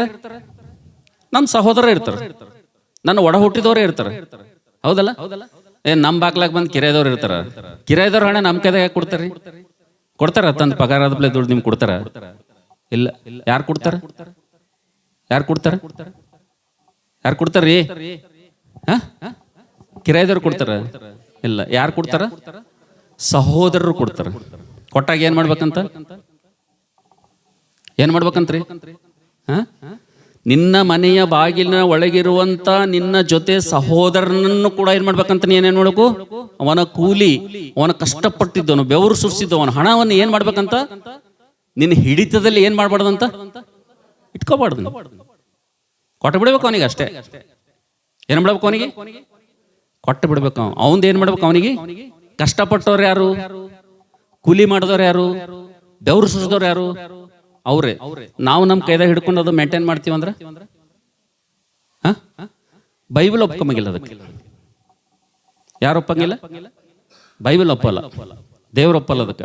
ಅದಕ್ಕೆ ನಾವು ನೋಡ್ತಿದ್ದೇವೆ ನನ್ನ ಪ್ರೀತಿದವ್ರ ಮಕ್ಕಳೇ, ಹಣವು ತರುವಂತ 3 ಸಮಸ್ಯೆಗಳಲ್ಲಿ ಒಂದು ದೊಡ್ಡ ಸಮಸ್ಯೆ ಏನಪ್ಪಾ ಅಂತಂದ್ರೆ ಹಣ ಸಂಪಾದನೆಯಲ್ಲಿರುವಂತ ಈ ಸಮಸ್ಯೆ. ಇದು ಈ ಹಣದ ಸಂಪಾದನೆಯಲ್ಲಿರುವಂತ ಈ ಸಮಸ್ಯೆ ಎಂತದಪ್ಪ ಅಂತಂದ್ರೆ, ಇದು ಸಂಪಾದನೆ ಮಾಡೋದ್ರಲ್ಲಿ ಎಂತ ಸಮಸ್ಯೆ ಇದೆಪ್ಪ ಅಂತಂದ್ರೆ, ಅನ್ಯಾಯವಾಗಿ ಅವ್ರ ರೀತಿಗೆ ಕೂಲಿ ಇಟ್ಕೊಳ್ತಾ ಇದ್ರು. ಅವಾಗ ಹೊಲ ದುಡಿಯುವಂತ ಕೂಲಿಕಾರ ಒಂದು ದುಡಿಮೆ ಅವ್ರ ರೀತಿಗೆ ಹಿಡಿದುಕೊಳ್ತಾ ಇದ್ರು, ಅವ್ರ ಹತ್ರ ಇಟ್ಕೊಳ್ತಾ ಇದ್ರು. ನಾವು ನೋಡ್ತೇವೆ ಈಗಲೂ ಕೂಡ ದೇವ್ರು ಹೇಳ್ತಾ ಇದ್ದಾನೆ, ನಿನ್ನ ಸಹೋದರನಿಗಾಗಲಿ, ನಿನ್ನ ಸಹೋದರಿಗಾಗಲಿ, ನಿನ್ನ ಒಡ ಹುಟ್ಟಿದವರಿಗಾಗಲಿ, ನಿನ್ನ ಮನೆಯಲ್ಲಿರುವಂತವ್ರಿಗಾಗಲಿ ನೀನು ಯಾವುದೇ ರೀತಿಯಿಂದ ಏನ್ ಮಾಡ್ಬಾರ್ದಪ್ಪ ಅಂತಂದ್ರೆ, ಅನ್ಯಾಯವಾಗಿ ನೀನೇನ್ ಮಾಡ್ಬಾರ್ದಪ್ಪ ಅಂತಂದ್ರೆ, ಇನ್ನೊಬ್ಬರ ಹಣವನ್ನು, ಇನ್ನೊಬ್ಬರ ಕೂಲಿಯನ್ನು ನೀನು ಏನ್ ಮಾಡ್ಬಾರ್ದು. ಅದು ಏನಾಗ್ತದಂತ? ಅದಕ್ಕೆ ನನ್ನ ಪ್ರೀತಿದವ್ರ ಮಕ್ಕಳೇ, ಮೊದಲನೇ ಸಮಸ್ಯೆ ಏನಪ್ಪಾ ಅಂತಂದ್ರೆ, ಹಣ ಸಂಪಾದನೆ ಮಾಡೋದ್ರಲ್ಲಿ ಬಹಳ ದೊಡ್ಡ ಸಮಸ್ಯೆ ಇದೆ. ನಮ್ಮಲ್ಲಿ ಹಣ ಅದು ಕೂಡ್ತಾ ಇದೆಯಪ್ಪ ಅಂತಂದ್ರೆ, ನಮ್ಮಲ್ಲಿ ಹಣ ಜಮಾ ಆಗ್ತಾ ಇದೆಯಪ್ಪ ಅಂತಂದ್ರೆ, ಅದು ಒಂದು ಸಲ ಕರ್ತನ ಮೇಜಿನಲ್ಲಿ ಕೈ ಹಾಕಿ ಮುಂಚಿತವಾಗಿ ಎದೆ ಮೇಲೆ ಕೈ ಇಟ್ಕೊಂಡು ಹೇಳ್ಬೋದಾ, ದೇವ್ರೇ ಇದು ನಾನು ಬೆವರು ಸುರಿಸಿ ಕಷ್ಟಪಟ್ಟು ನಾನು ಸಂಪಾದನೆ ಮಾಡಿದಂತ ಹಣನೇ ಅಪ್ಪ. ದೇವ್ರೇ ಅನ್ಯಾಯವಾಗಿ ಯಾರ ಒಂದು ಸಂಪಾದನೆಯನ್ನು ಕೂಡ ನನ್ನ ಹಸ್ತದಲ್ಲಿ ನಾನು ಇಟ್ಕೊಂಡಿಲ್ಲಪ್ಪ ದೇವ್ರೆ ಅಂತ ಹೇಳುವಂತ ಧೈರ್ಯ ಶಕ್ತಿ ನಮ್ಮಲ್ಲಿದೆಯಾ? ಪ್ರೀತಿ ದೇವ್ರ ಮಕ್ಕಳೇ, ಕರ್ತನು ಬರುವಂತ ದಿನ ಬಹಳ ಸಮೀಪವಾಗಿದೆ. ಕರ್ತನು ಬರುವಂತ ಸಮಯ ಬಹಳ ಸಮೀಪವಾಗಿರೋದ್ರಿಂದ ಕಡೆ ಕಾಲದಲ್ಲಿ ಜೀವಿಸುವಂತ ನಾನು ನೀನು ಈ ಸಮಯದಲ್ಲಿ ಬಹಳ ಪ್ರಾಮುಖ್ಯವಾಗಿ ನಮ್ಮನ್ನು ಪರಲೋಕ ತಪ್ಪಿಸುವುದು ಯಾವುದಪ್ಪ ಅಂತಂದ್ರೆ, ನಿತ್ಯತ್ವದಿಂದ ನಮ್ಮನ್ನು ತಪ್ಪಿಸುವುದು ಯಾವುದಪ್ಪ ಅಂತಂದ್ರೆ, ನಾವು ನೋಡ್ತೇವೆ ಹಣ ತುಂಬಾ ಪ್ರಮಾದಕರ ಅಲ್ಲ, ಆದ್ರೆ ಪ್ರಮಾದಕರ ಯಾವಾಗದು ಮಾರ್ಪಡ್ತದಪ್ಪ ಅಂತಂದ್ರೆ, ದೇವರ ಚಿತ್ತದಲ್ಲಿರುವಂತ ಒಬ್ಬ ವ್ಯಕ್ತಿ ಹಸ್ತದಲ್ಲಿ ಹಣ ಹೋಯ್ತಪ್ಪ ಅಂತಂದ್ರೆ ಆ ಹಣ ಆ ವ್ಯಕ್ತಿಯಿಂದ ಅದು ಪ್ರಮಾದಕಾರಿಯಾಗಿ ಮಾರ್ಪಡ್ತದೆ ನೋಡ್ತೇವೆ.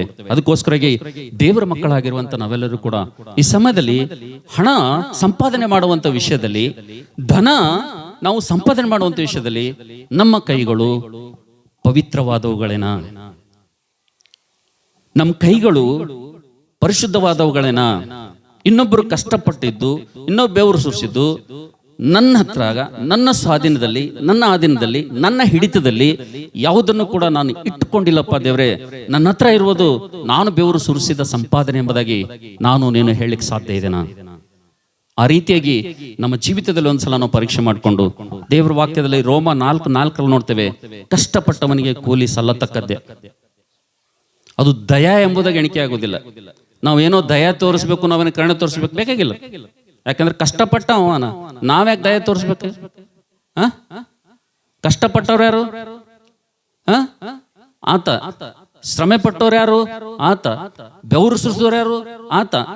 ಆತ ಕಷ್ಟಪಟ್ಟಿದ್ದಾನೆ. ಆತ ಕಷ್ಟಪಟ್ಟಿದ್ದಕ್ಕೆ ಆತನಿಗೆ ಕೂಲಿ, ಆ ಒಂದು ಸಂಬಳ ಆತನಿಗೆ ಸಲ್ಲತಕ್ಕದ್ದೇ. ಕಷ್ಟಪಟ್ಟವನಿಗೆ ಕೂಲಿ ಸಲ್ಲತಕ್ಕದೆ ಎಂಬುದಾಗಿ ದೇವರು ಹೇಳುವಂತ ಸಂದರ್ಭದಲ್ಲಿ ಅನ್ಯಾಯವಾಗಿ ಅದನ್ನು ನಮ್ಮ ಹಿಡಿತದಲ್ಲಿ ನಾವು ಇಟ್ಕೊಂಡೇವಪ್ಪ ಅಂತಂದ್ರೆ ಹಣ ಸಂಪಾದನೆಯಲ್ಲಿರುವಂತ ಮೊಟ್ಟ ಮೊದಲನೇ ಸಮಸ್ಯೆಯಲ್ಲಿ ನಾನು ನೀನು ಸಿಕ್ಕಿಬೀಳ್ತೇವೆ. ಅದಕ್ಕೋಸ್ಕರವಾಗಿ ಈ ಬೆಳಗಿನ ಜಾವದಲ್ಲಿ ನಮ್ಮನ್ನ ಒಂದ್ಸಲ ಪರೀಕ್ಷೆ ಮಾಡ್ಕೊಳ್ಬೇಕು. ನಾವು ಸಂಪಾದನೆ ಮಾಡುವಂತ ಹಣದಲ್ಲಿ ನಮ್ಮ ಕೈಗಳು ಪವಿತ್ರವಾಗಿವೆ ಎಂಬುದಾಗಿ ನಮ್ಮನ್ನ ಒಂದ್ಸಲ ನಾವು ಪರೀಕ್ಷೆ ಮಾಡ್ಕೊಳ್ಬೇಕಂತ ಹೇಳಿರಿ. Hallelujah, hallelujah. ಅದಕ್ಕೋಸ್ಕರ ನನ್ನ ಪ್ರೀತಿ ದೇವರ ಮಕ್ಕಳೇ, ಹಣವು ಇಷ್ಟೊಂದು ಸಮಸ್ಯೆ ನಮ್ಮ ಜೀವಿತದಲ್ಲಿ ಅದು ಹೇಗೆ ತರ್ತದೆ ಎಂಬುದಾಗಿ ಕೊನೆಯದಾಗಿ ನಾವು ನೋಡೋಣ. ಆದರೆ ಮೊಟ್ಟ ಮೊದಲನೇದಾಗಿ ನಾವೇನ್ ತಿಳ್ಕೊಳ್ಬೇಕಪ್ಪ ಅಂತಂದ್ರೆ, ಅನ್ಯಾಯದ ಒಂದು ಕೂಲಿ, ಅನ್ಯಾಯದ ಒಬ್ಬರು ದುಡಿತ ನಮ್ಮ ಹಸ್ತಲ್ಲಿ ಇಟ್ಕೊಂಡೇವಪ್ಪ ಅಂತಂದ್ರೆ ಅದು ನಮ್ಮ ಜೀವಿತಕ್ಕೆ ಎಷ್ಟು ಭಯಂಕರವಾಗಿ ನಾಶವನ್ನು ತರ್ತದಪ್ಪ ಅಂತಂದ್ರೆ, ಎಷ್ಟು ಉಪದ್ರವಗಳು ನಮ್ಮ ಜೀವಿತದಲ್ಲಿ ತರ್ತದಪ್ಪ ಅಂತಂದ್ರೆ ಅದರಿಂದ ಎಷ್ಟು ಮಾತ್ರಕ್ಕೂ ನಾವು ಮೇಲೆ ಎದ್ದಾಡ್ಲಿಕ್ಕೂ ನಾವು ಸಾಧ್ಯ ಇಲ್ಲ ಅಂತ ಹೇಳಿ ಅಷ್ಟೊಂದು ಉಪದ್ರವಗಳು ತರ್ತದೆ. ಅದಕ್ಕೋಸ್ಕರವಾಗಿ ಜಾಗ್ರತೆ ತಮ್ಮ, ಜಾಗ್ರತೆ ತಂಗಿ, ಈ ಮಾತುಗಳನ್ನು ಕೇಳುವಂತ ನೀನು ಯಾರೇ ಆಗಿರು, ನೀನು ಹೇಗೆ ಸಂಪಾದನೆ ಮಾಡ್ತಾ ಇರ್ಬೋದು, ಆದ್ರೆ ನಿನ್ನ ಸಂಪಾದನೆಯಲ್ಲಿ ಸಮಸ್ಯೆ ಇರಬಾರ್ದು. ನಿನ್ನ ಸಂಪಾದನೆಯಲ್ಲಿ ಇನ್ನೊಬ್ಬರ ಕೂಲಿ, ಇನ್ನೊಬ್ಬರ ಬೆವರು ನಿನ್ನ ಅನ್ಯಾಯವಾಗಿ ನಿನ್ನ ಕೈಯಲ್ಲಿ ನೀನು ಹಿಡಿದುಕೊಂಡಿರಬಾರ್ದು ಅಂತ ಹೇಳಿರಿ. ಹಲ್ಲೆಲೂಯಾ. ಬನ್ನಿ, ಹಾಗಾದ್ರೆ ನಾವು ಎರಡನೇದಾಗಿ ಇನ್ನೊಂದು ಸಮಸ್ಯೆ ಏನು, ಹಣ ತರುವಂತ ಎರಡನೇ ಸಮಸ್ಯೆ ಏನು, ದಯವಿಟ್ಟು ಯಾರಾದರೂ ಓದ್ತೀರಾ? ಇದೆ ಯಾಕೋಬನ ಪುಸ್ತಕ 5ನೇ ಅಧ್ಯಾಯ 2ನೇ ವಚನ.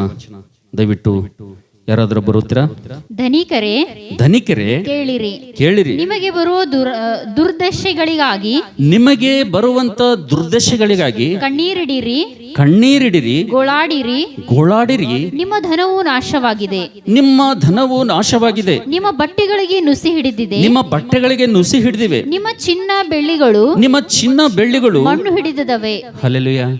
ನಾವು ನೋಡ್ತೇವೆ ನನ್ನ ಪ್ರೀತಿ ದೇವರ ಮಕ್ಕಳೇ, ಸಹೋದರನೇ ಸಹೋದರಿ, ಎರಡನೇದಾಗಿ ಹಣ ತರುವಂತ ಸಮಸ್ಯೆ ಏನಪ್ಪಾ ಅಂತಂದ್ರೆ ಅದನ್ನು ಉಪಯೋಗಿಸುವುದರಲ್ಲಿರುವಂತಹ ದೊಡ್ಡ ಸಮಸ್ಯೆ ಅಂತ ಹೇಳಿರಿ. ಹಲ್ಲೆಲೂಯಾ. ಯಾವುದ್ರಾಗ ಸಮಸ್ಯೆ ರೀ? ಹಣ ನಾವು ನೋಡ್ತೇವೆ, ಅದನ್ನು ಉಪಯೋಗಿಸುವುದರಲ್ಲಿರುವಂತಹ ದೊಡ್ಡ ಸಮಸ್ಯೆ. ಈ ಹಣ ಅಂತಕ್ಕಂಥದ್ದು, ಈ ಧನ ಅಂತಕ್ಕಂಥದ್ದು ನಾವು ನೋಡ್ತೇವೆ, ಅದನ್ನು ಸರಿಯಾದ ರೀತಿಯಿಂದ ಉಪಯೋಗ ಮಾಡಲಿಲ್ಲಪ್ಪ ಅಂತಂದ್ರೆ, ಸರಿಯಾದ ರೀತಿಯಿಂದ ಅದನ್ನು ಖರ್ಚು ಮಾಡಲಿಲ್ಲಪ್ಪ ಅಂತಂದ್ರೆ, ಸರಿಯಾದ ರೀತಿಯಿಂದ ಅದನ್ನು ವೆಚ್ಚ ಮಾಡಲಿಲ್ಲಪ್ಪ ಅಂತಂದ್ರೆ ನಾವು ನೋಡ್ತೇವೆ ಈ ಹಣ ಈ ಖರ್ಚು ಮಾಡೋದ್ರಲ್ಲಿ, ಇದನ್ನು ಉಪಯೋಗಿಸುವುದರಲ್ಲಿ ನಾವು ನೋಡ್ತೇವೆ ಸರಿಯಾಗಿ ಒಂದ್ ವೇಳೆ ಅದನ್ನು ಉಪಯೋಗ ಮಾಡಲಿಲ್ಲಪ್ಪ ಅಂತಂದ್ರೆ ಅದು ದೊಡ್ಡ ಪ್ರಮಾದ, ದೊಡ್ಡ ಸಮಸ್ಯೆ ನಮ್ಮ ಕುಟುಂಬದಲ್ಲಿ, ಸಭೆಯಲ್ಲಿ ತಂದಿರ್ತದೆ ಅಂತ ಹೇಳಿ. ಅಲ್ಲೆಲೂಯಾ. ಯಾವುದು ಸಮಸ್ಯೆ ರೀ? ಎರಡನೇ ಸಮಸ್ಯೆ ಏನು? ಹಣ ಉಪಯೋಗಿಸುವುದರಲ್ಲಿರುವಂತ ಸಮಸ್ಯೆ. ಹೇಳ್ರಿ ನೋಡೋಣ ಎಲ್ಲರೂ. ಎರಡನೇ ಸಮಸ್ಯೆ ಎದುರಾಗದ ಹಣ, ನಮ್ಮ ಕೈಯಲ್ಲಿದ್ದಂತ ಹಣ, ನಮ್ಮ ಹತ್ರ ಇರುವಂತ ಹಣ, ನಮ್ಮ ಬ್ಯಾಂಕಲ್ಲಿರುವಂತ ಹಣ, ನಮ್ಮ ಅಕೌಂಟಲ್ಲಿರುವಂತ ಹಣ, ನಮ್ಮ ಜೇಬಲ್ಲಿರುವಂತ ಹಣ, ಅದನ್ನು ಉಪಯೋಗಿಸುವುದರಿಂದ ಬರುವಂತ ಸಮಸ್ಯೆ. ಏನ್ರಿ ಪಾಸ್ಟ್ರೆ, ಹಣ ಉಪಯೋಗಿಸೋದ್ರಿಂದ ಸಮಸ್ಯೆ ಬರ್ತದ ಅಂತೀರೇನು? ಹಣ ಉಪಯೋಗಿಸುವುದರಲ್ಲಿರುವಂತ ಸಮಸ್ಯೆ ಎಷ್ಟು ಭಯಂಕರ ಆಗಿದೆ ಅಂದ್ರೆ ದೇವರೇ ಹೇಳ್ತದೆ ನಲ್ಲಿ, ನಿಮ್ಮ ಏನಂತ ನಿಮ್ಮ ದುರ್ದಶೆಗಾಗಿ ಏನ್ ಮಾಡ್ರಿ ನೀವು? ಕಣ್ಣೀರಿಡ್ರಿ, ಗೋಳಾಡ್ರಿ. ನಿಮ್ಮ ಧನವು ನಾಶವಾಗಿದೆ. ನಿಮ್ಮ ಧನ ಏನಾಗ್ಯದ? ನಾಶವಾಗಿದೆ. ನಿಮ್ಮ ಬಟ್ಟೆಗಳಿಗೆ ನುಸಿ ಹಿಡಿದಿವೆ. ನಿಮ್ಮ ಚಿನ್ನ ಬೆಳ್ಳಿಗಳು ಮಣ್ಣು ಹಿಡಿದಿವೆ. ಅಂದ್ರೆ ಈ ಯಾಕೆ ಕೆಟ್ಟ ಹೋಗ್ಯಾವಂತ್ರಿ? ಧನ ಯಾಕೆ ನಾಶ ಆಗ್ತದಂತ, ಬಟ್ಟಿಗೆ ಯಾಕೆ ನುಸಿ ಹಿಡಿತವಂತ, ಉಳಿದಿದ್ದಕ್ಕೆಲ್ಲ ಕಿಲುಬು ಯಾಕೆ ಹತ್ತವಂತ್ರಿ? ಸಿಂಪಲ್ ಆನ್ಸರ್ ಅದ, ಹೇಳಲಾಗಿರಲ್ಲ. ಈಗ ರೈಟ್, ಕರೆಕ್ಟ್, ಹೇಳಮ್ಮ. ಈಗ ನಮ್ಮ ಮನ್ಯಾಗ ಯಾವುದೇ ಪಾತ್ರೆ ಇರಲಿ, ಕಂಚಿನ ಪಾತ್ರೆ ಅದ ಅಂತ ಹೇಳಿರಿ, ಅದನ್ನು ಉಪಯೋಗಿಸಲಾರದೆ ಹಂಗೆ ಅಲ್ಲಿ ಇಟ್ಟೇವ ಅಂದ್ರೆ ಏನಾಗ್ತದೆ? ಅದು ಜಂಗಟ್ತದಲ್ಲ. ಕಬ್ಬಿಣ ಒಂದು ತುಕ್ಕದ, ನೀವು ಉಪಯೋಗಿಸಲಾರದೆ ಅಲ್ಲಿ ಮ್ಯಾಲೆ ಇಟ್ಟರೆ ಅಂದ್ರೆ ಇದು ವರ್ಷಕ್ಕೆ ಅಪರಂಪರದಾಗ ಇದು ಪೇಂಟ್ ಮಾಡಲಿಲ್ಲ ಅಂದ್ರೆ ಇದು ಹೆಂಗೆ ಕಾಣಿಸ್ತದೆ? ಅಂದ್ರೆ ಸಮಸ್ಯೆ ಎದರ್ಲಿಂದ ಬರ್ತದ?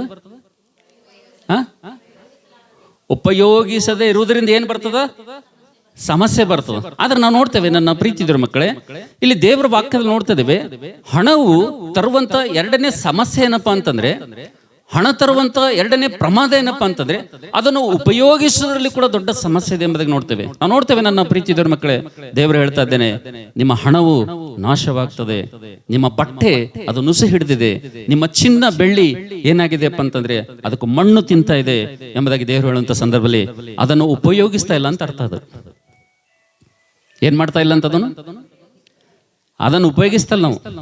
ಅದನ್ನು ಏನ್ ಮಾಡ್ತಾ ಇಲ್ಲ, ಎಲ್ಲಿ ಉಪಯೋಗಿಸ್ಬೇಕು, ಯಾವ ಕಾರ್ಯಕ್ಕಾಗಿ ಅದನ್ನು ಉಪಯೋಗಿಸ್ಬೇಕು, ಅಲ್ಲಿ ಏನ್ ಮಾಡ್ಲತ್ತಿಲ್ಲ, ಉಪಯೋಗಿಸಿಲ್ಲ.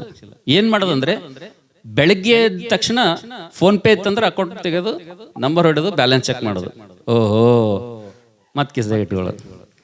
ಮಧ್ಯಾಹ್ನ ಮತ್ತೆ UPI ಓಪನ್ ಮಾಡೋದು, ಮತ್ತೆ ನಂಬರ್ ಹೊಡೆದು, ಆಮೇಲೆ ಮತ್ತೆ ಮನೇಲಿ ಹೋಗೋದು, ಬೀರು ತೆಗೆದು, ಮತ್ ಸಂಜೆಗೆ ರಾತ್ರಿ ಮಂಗಾಗೊಂದ್ಸಲ ಮತ್ತೆ ಬೀರು ತೆಗೆದು, ಎಲ್ಲ ನುಸಿ ಹಿಡಿಲಾರ್ದ ಏನಾಗ್ತಾವ್ರಿ ಬಟ್ಟೆಗಳಿಗೆ. ಅಲ್ಲಿ ಬಟ್ಟೆಗೆ, ನಿಮ್ಮ ಬಟ್ಟೆಗೆ ಏನ್ ಹಿಡಿದವಂತ ನುಸಿ ಹಿಡ್ದವ್. ನುಸಿ ಯಾಕೆ ಹಿಡಿತಾವ ಹೇಳ್ರಿ ನಮ್ಮ? ನೀವು ದಿನ ಹಾಕೊಂಡು ದಿನ 2 ದಿವ್ಸಕ್ಕೊಂದ್ಸಲ ಒಗದ್ರೆ ಬಟ್ಟೆ ಹೆಂಗಿರ್ತಾವ್ರಿ? ನುಸಿ ಹಿಡಿತಾವ. ನುಸಿ ಯಾಕೆ ಹಿಡಿತಾವ? ಉಪಯೋಗ ಮಾಡ್ಲಾರ್ದಕ್ಕೆ. ಅದಕ್ಕೆ ಯೇಸ್ವಾಮಿ ಅಂತಾನೆ, ನಿಮ್ಮ ಧನವು ನಾಶವಾಗಿದೆ, ನಿಮ್ಮ ಬಟ್ಟೆ ನುಸಿ ಹಿಡಿದಿದೆ, ನಿಮ್ಮ ಚಿನ್ನ ಬೆಳ್ಳಿ ಇವಕ್ಕೆಲ್ಲ ಏನಾಗಿದೆ ಅಂದ್ರೆ ಮಣ್ಣು ತುಕ್ಕು ಜಂಗಿಡದಂತ. ಅಲ್ಮರೆಗೆ ತೆಗಿಯೋದು ನೋಡೋದು, ಅದೇನು ಉಪಯೋಗ ಮಾಡೋದಿಲ್ಲ. ಅದು ಏನ್ ಮಾಡೋದಿಲ್ಲ. ಅಮೆರಿಕ ದೇಶದಲ್ಲಿ ನ್ಯೂಯಾರ್ಕ್ ಸಿಟಿಯಲ್ಲಿ ಒಂದು ತಂದೆ ತಾಯಿಗಳಿಗೆ 6 ಜನ ಮಕ್ಕಳು. 6 ಜನ ಮಕ್ಕಳಲ್ಲಿ, ಆ 6 ಜನ ಮಕ್ಕಳಲ್ಲಿ ಒಬ್ಬ ಜಾನ್ ವೆಲ್ಡನ್ ಅಂತೇಳಿ ಆತನ ಹೆಸರು. ಜಾನ್ ವೆಲ್ಡನ್ ಅಂತೇಳಿ, ಅವರಿಗೆ 5 ಜನ ಅಕ್ಕ ತಂಗಿಯರು, ಒಬ್ಬನೇ ಅಣ್ಣ. ಈ 6 ಜನರಿಗೆ ಅವ್ರ ತಂದೆ ತಾಯಿ ವಿಪರೀತವಾದಂತ ಆಸ್ತಿ ಕೂಡಿಟ್ಟಿರ್ತಾರೆ. ಎಷ್ಟು ಆಸ್ತಿ ಕೂಡಿಟ್ಟಿರ್ತಾರಪ್ಪ ಅಂದ್ರೆ, ಎಷ್ಟು ಹಣ ಕೂಡಿಟ್ಟಿರ್ತಾರಪ್ಪ ಅಂತಂದ್ರೆ, ಅವ್ರ ಸಂತಾನ ಎಷ್ಟು ಕೂತು ತಿಂದ್ರೂ ಖರ್ಚಾಗೋದಿಲ್ಲ. ಅಷ್ಟು ಈ 6 ಜನ ಮಕ್ಕಳಿಗಾಗಿ ಆಸ್ತಿ ಅಂತಕ್ಕಂಥದ್ದು ಸಂಪಾದನೆ ಮಾಡಿಟ್ಟಿರ್ತಾರೆ. ಈ ಜಾನ್ ವೆಲ್ಡನ್ ಏನ್ ಮಾಡ್ತಾನಂದ್ರೆ, ಒಂದ್ಸಲ ಅವ್ರ 5 ಜನ ಅಕ್ಕ ತಂಗಿಯರು ಇರ್ತಾರಲ್ರಿ, ಅವ್ರಿಗೆ ಒಂದ್ ಮಾತು ಹೇಳ್ತಾನ. ಏನ್ ಹೇಳ್ತಾನಂದ್ರೆ, ಸಿಸ್ಟರ್ಸ್, ನೀವೇನ್ ಮಾಡ್ಬಾರ್ದಪ್ಪ ಅಂತಂದ್ರೆ, ಮದ್ವೆ ಆಗ್ಬಾರ್ದು. ನೀವು ಏನಾಗ್ಬಾರ್ದು, ನೀವೇನಾಗ್ಬಾರ್ದು, ಮದ್ವೆ ಆಗ್ಬಾರ್ದು. ನೀವೊಂದ್ ವೇಳೆ ಮದ್ವೆ ಆದ್ರಪ್ಪ ಅಂತಂದ್ರೆ, ನಮ್ಮ ಹಣ, ನಮ್ಮ ತಂದೆ, ನಮ್ಮ ತಾಯಿ ಇದೆಲ್ಲ ಸಂಪಾದನೆ ಮಾಡಿದೆಲ್ಲ ಯಾರ ಪಾಲಾಗ್ತದ? ಮಂದಿ ಪಾಲಾಗ್ತದ. ಅದಕ್ಕ ನೀವೇನ್ ಮಾಡ್ಬಾರ್ದು, ಮದಿ ಮಾಡ್ಕೋಬಾರ್ದು ಅಂತೇಳಿ ಈ ಒಂದು ಮಾತು ಹೇಳಿರ್ತಾನ. ಆ ಮಾತು ಹೇಳಿ ಒಂದು ಕೆಲವು ದಿನಗಳಿಗೆ ಸತ್ತು ಹೋತಾನಂತ. ಈ 5 ಜನ ಅಕ್ಕ ತಂಗಿಯರು ಇರ್ತಾರ. ಈ ಮಾತು ಅವ್ರ ಜೀವಿತದ ಮೇಲೆ ಇಷ್ಟೊಂದು ಪ್ರಭಾವ ಬೀರ್ತದೆ. ಈ ಮಾತು ಅವ್ರ ಒಂದು ಮನಸ್ಸಿನಲ್ಲಿ ಇಷ್ಟೊಂದು ಬೇರು ಇರ್ತದ. ನಮ್ಮ ಅಣ್ಣ ಹೇಳೇನಪ್ಪ ಅಂತಂದ್ರ ಅದು ನಮ್ಮ ಒಳ್ಳೇದಕ್ಕೆ ಹೇಳಿರ್ತಾನೆ. ನಮ್ಮ ಅಣ್ಣ ಹೇಳೇನಂತಂದ್ರೆ, ನಮ್ಮ ಒಡ ಹುಟ್ಟಿದವನು, ನನ್ನ ಜೊತೆ ಹುಟ್ಟಿದವನು ಈ ಮಾತು ಹೇಳತ್ತಾನಪ್ಪ ಅಂತಂದ್ರೆ ನಮ್ಮ ಒಳ್ಳೇದಕ್ಕೆ ಹೇಳತ್ತಾನೆ, ಇದ್ರಿಗೇನೋ ಒಳ್ಳೇದ ಅಂತೇಳಿ 5 ಜನ ಏನ್ ಮಾಡ್ತಾರಪ್ಪ ಅಂತಂದ್ರೆ, ಅವ್ರ ವಯಸ್ಸಾಗಿ ಹೋಗ್ತದ, ಒಬ್ಬರಾದೊಬ್ಬರ ಮೇಲೆ ಈ ಲೋಕ ಬಿಟ್ಟು ಹೋಗ್ತಾರ ವಯಸ್ಸಾದ್ಮೇಲೆ. ಕೊನೆಗೆ ಲಾಸ್ಟ್ ಒಬ್ಬಕ್ಕೆ ಉಳಿತಾಳ, ಸಣ್ಣಕ್ಕಿ. ಅಕ್ಕಿ ಕೂಡ ಮುಪ್ಪಿನ ಮುದುಕಾಗ್ತಾಳ. 1930ನೇ ಇಸ್ವಿದಾಗ. ಯಾವಾಗ? 1930ರಲ್ಲಿ ಏನಾಗ್ತದಪ್ಪ ಅಂತಂದ್ರೆ, ಕೊನೆಗಾಗಿ ಲಾಸ್ಟ್ ಇದ್ದಾಗ ಆಕೆನೂ ಕೂಡ ಸತ್ತು ಹೋಗ್ತಾಳೆ. ಆವಾಗ ಅಲ್ಲಿದ್ದಂತಹ ಸಂಬಂಧಿಕರು ಅನೇಕರು ಅಂತ್ಯಕ್ರಿಯೆ ಮಾಡೋದಕ್ಕೋಸ್ಕರಾಗಿ ಬರ್ತಾರೆ. ಬಂದಂತ ಸಂದರ್ಭದಲ್ಲಿ ನಾವು ನೋಡ್ತೇವೆ, ಆ ಒಂದು ಸಿಸ್ಟರ್ ಮೈ ಮೇಲೆ, ಕೊನೆಯದಾಗಿ ಪ್ರಾಣ ಬಿಟ್ಟಂತ ಆ ಸಹೋದರಿ ಮೇಲೆ ಹರಿದು ಹೋದಂತ, ಚಿಂದಿ ಆದಂತ ಒಂದು ನೈಟಿ ಬಿಟ್ರೆ ಬೇರೆ ಏನೂ ಇರಲಿಕ್ಕಿನ ಮೈ ಮೇಲೆ ಸತ್ತಾಗ. ಅದು ನೋಡಿ ಸಂಬಂಧಿಕರಿಗೆ ಆಶ್ಚರ್ಯ ಆಗ್ತದೆ. ಎಷ್ಟು ಆಸ್ತಿ ಇದೆಯಪ್ಪ ಅಂತಂದ್ರೆ, ಬರೀ ಕೂಡಿಟ್ಕೊಂಡಿದ್ದಾರೆ ಅಷ್ಟೇ. ಅವರು ಏನ್ ಮಾಡಿರೋದು, ಬರೀ ಜಮಾ ಮಾಡ್ಕೊತ ಹೋಗ್ಯಾರ ಅಷ್ಟೇ. ಅದಕ್ಕೆ ಕೂಡಿಸ್ಕೊತ ಹೋಗ್ಯಾರ ಅಷ್ಟೇ. ಅದಕ್ಕೆ ಏನ್ ಮಾಡಿಲ್ಲ ಅವರು, ಮೈ ಮೇಲೆ ಹಾಕೋ ಒಂದು ನೈಟಿ ಕೂಡ ಎಷ್ಟೋ ವರ್ಷಗಳು ಒಂದೇ ನೈಟಿ ಆಕೆ ಉಟ್ಕೊಂಡಿದ್ದರಿಂದ ಆಕೆ ಸತ್ತಂತ ಸಂದರ್ಭದಲ್ಲಿ ಮೈ ಮೇಲಿರುವಂತ ನೈಟಿ ಪೂರ್ತಿ ಚಿಂದಿ ಹೋಗಿತ್ತಂತ. ಆ ರೀತಿಯಾಗಿ ಹಣ ಕೂಡಿಟ್ಟಿದ್ದಾರೆ ಅವರು, ಖರ್ಚೇ ಮಾಡಿಲ್ಲ ಅವರು. ಅವ್ರ ಸಂಬಂಧಿಕರು ಬಂದು ಲಾಸ್ಟ್ಗೆ ಆಕೆ ಸತ್ತ ಮೇಲೆ ಒಂದು ಎಸ್ಟೇಟ್ ನ್ಯೂಯಾರ್ಕ್ ದೇಶದಲ್ಲಿ ಮಾರಾಟ ಮಾಡಿದ್ರೆ $100 ಕೋಟಿ ಬಿಲಿಯನ್ ಒಂದೇ ಒಂದು ಎಸ್ಟೇಟ್. ಎಷ್ಟು?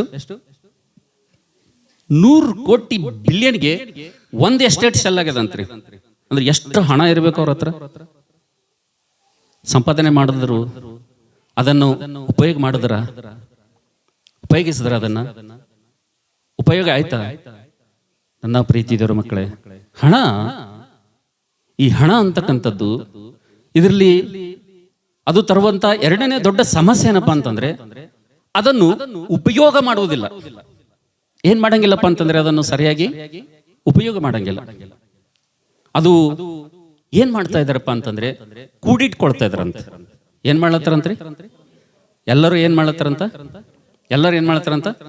ಜಮಾ ಮಾಡತ್ತಾರಂತ, ಕೂಡಿಡ್ಲತ್ತಾರಂತ. ಇಲ್ಲಿ ವಾಕ್ಯ ಹೇಳ್ತದ, ಕಡೆ ಕಾಲ ಬಂದ್ರು ಕೂಡ ಒದೇ ದಿನ ನಿಮಗೆ ಸಿದ್ಧವಾದ್ರೂ ಕೂಡ ಇನ್ನೂ ಕೂಡ ಕೂಡಿ ಇಟ್ಕೊಳ್ತಾ ಇದಾರೆ. ಅದು ಉಪಯೋಗ ಮಾಡ್ಲತ್ತಿಲ್ಲ ನೀವು.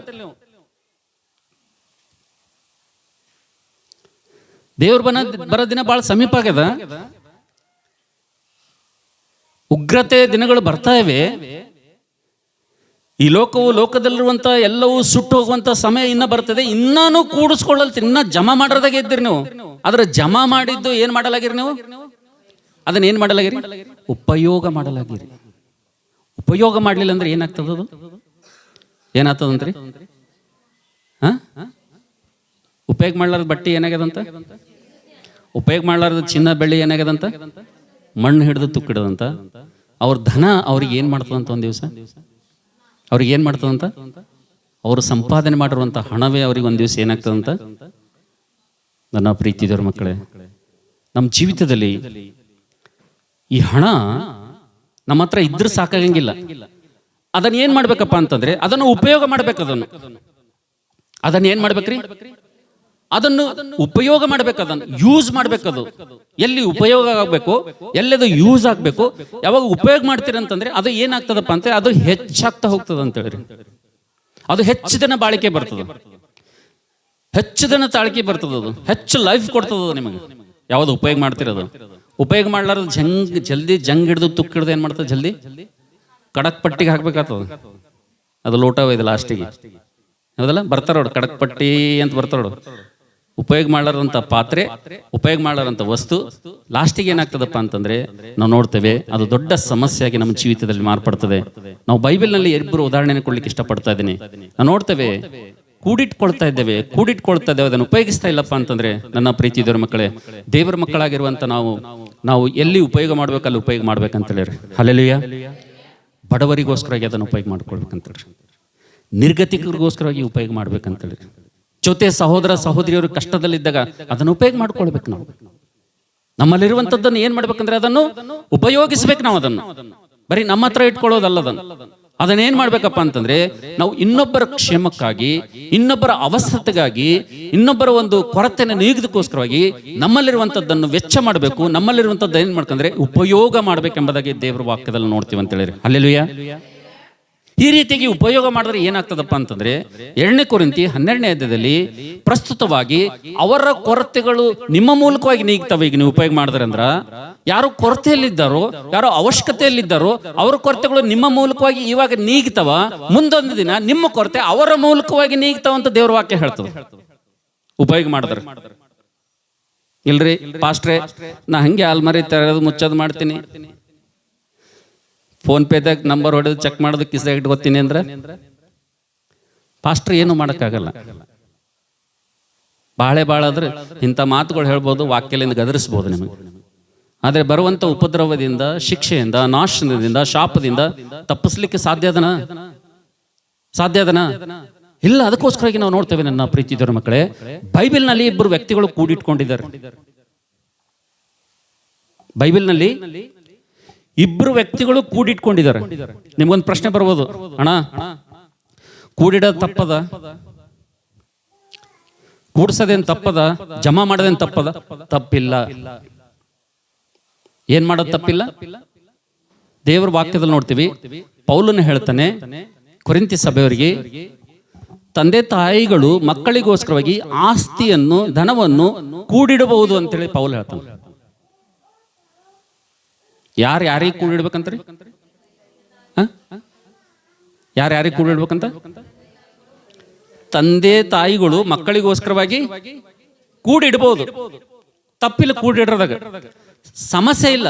ಸಮಸ್ಯೆ ಎದ್ರಾಗದ? ಮಕ್ಕಳಿಗೋಸ್ಕರ ಉಪಯೋಗ ಮಾಡಂಗಿಲ್ಲ ಅವರು.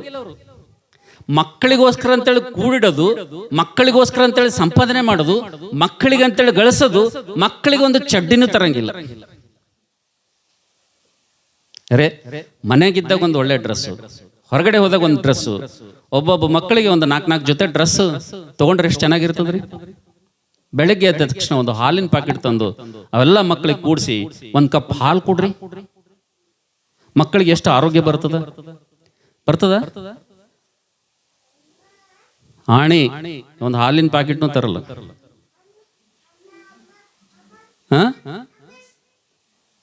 ಹೊರಗೆ ಜಾತ್ರೆಗೆ ಹೋಗಾಗ, ಸಂತಿಗೆ ಹೋಗಾಗ, ಲಗ್ನಕ್ಕೆ ಹೋಗಾಗ ಗಟ್ಟೆ ಬಟ್ಟಿ, ಮನ್ಯಾಗಿದ್ದಾಗ ಮ್ಯಾಲ ಒಂದಿರ್ತದ, ತಳಗಿಂದಿರಲ್ಲ. ಒಂದು ಮೈನಸ್ ಆಗಿರ್ತದ.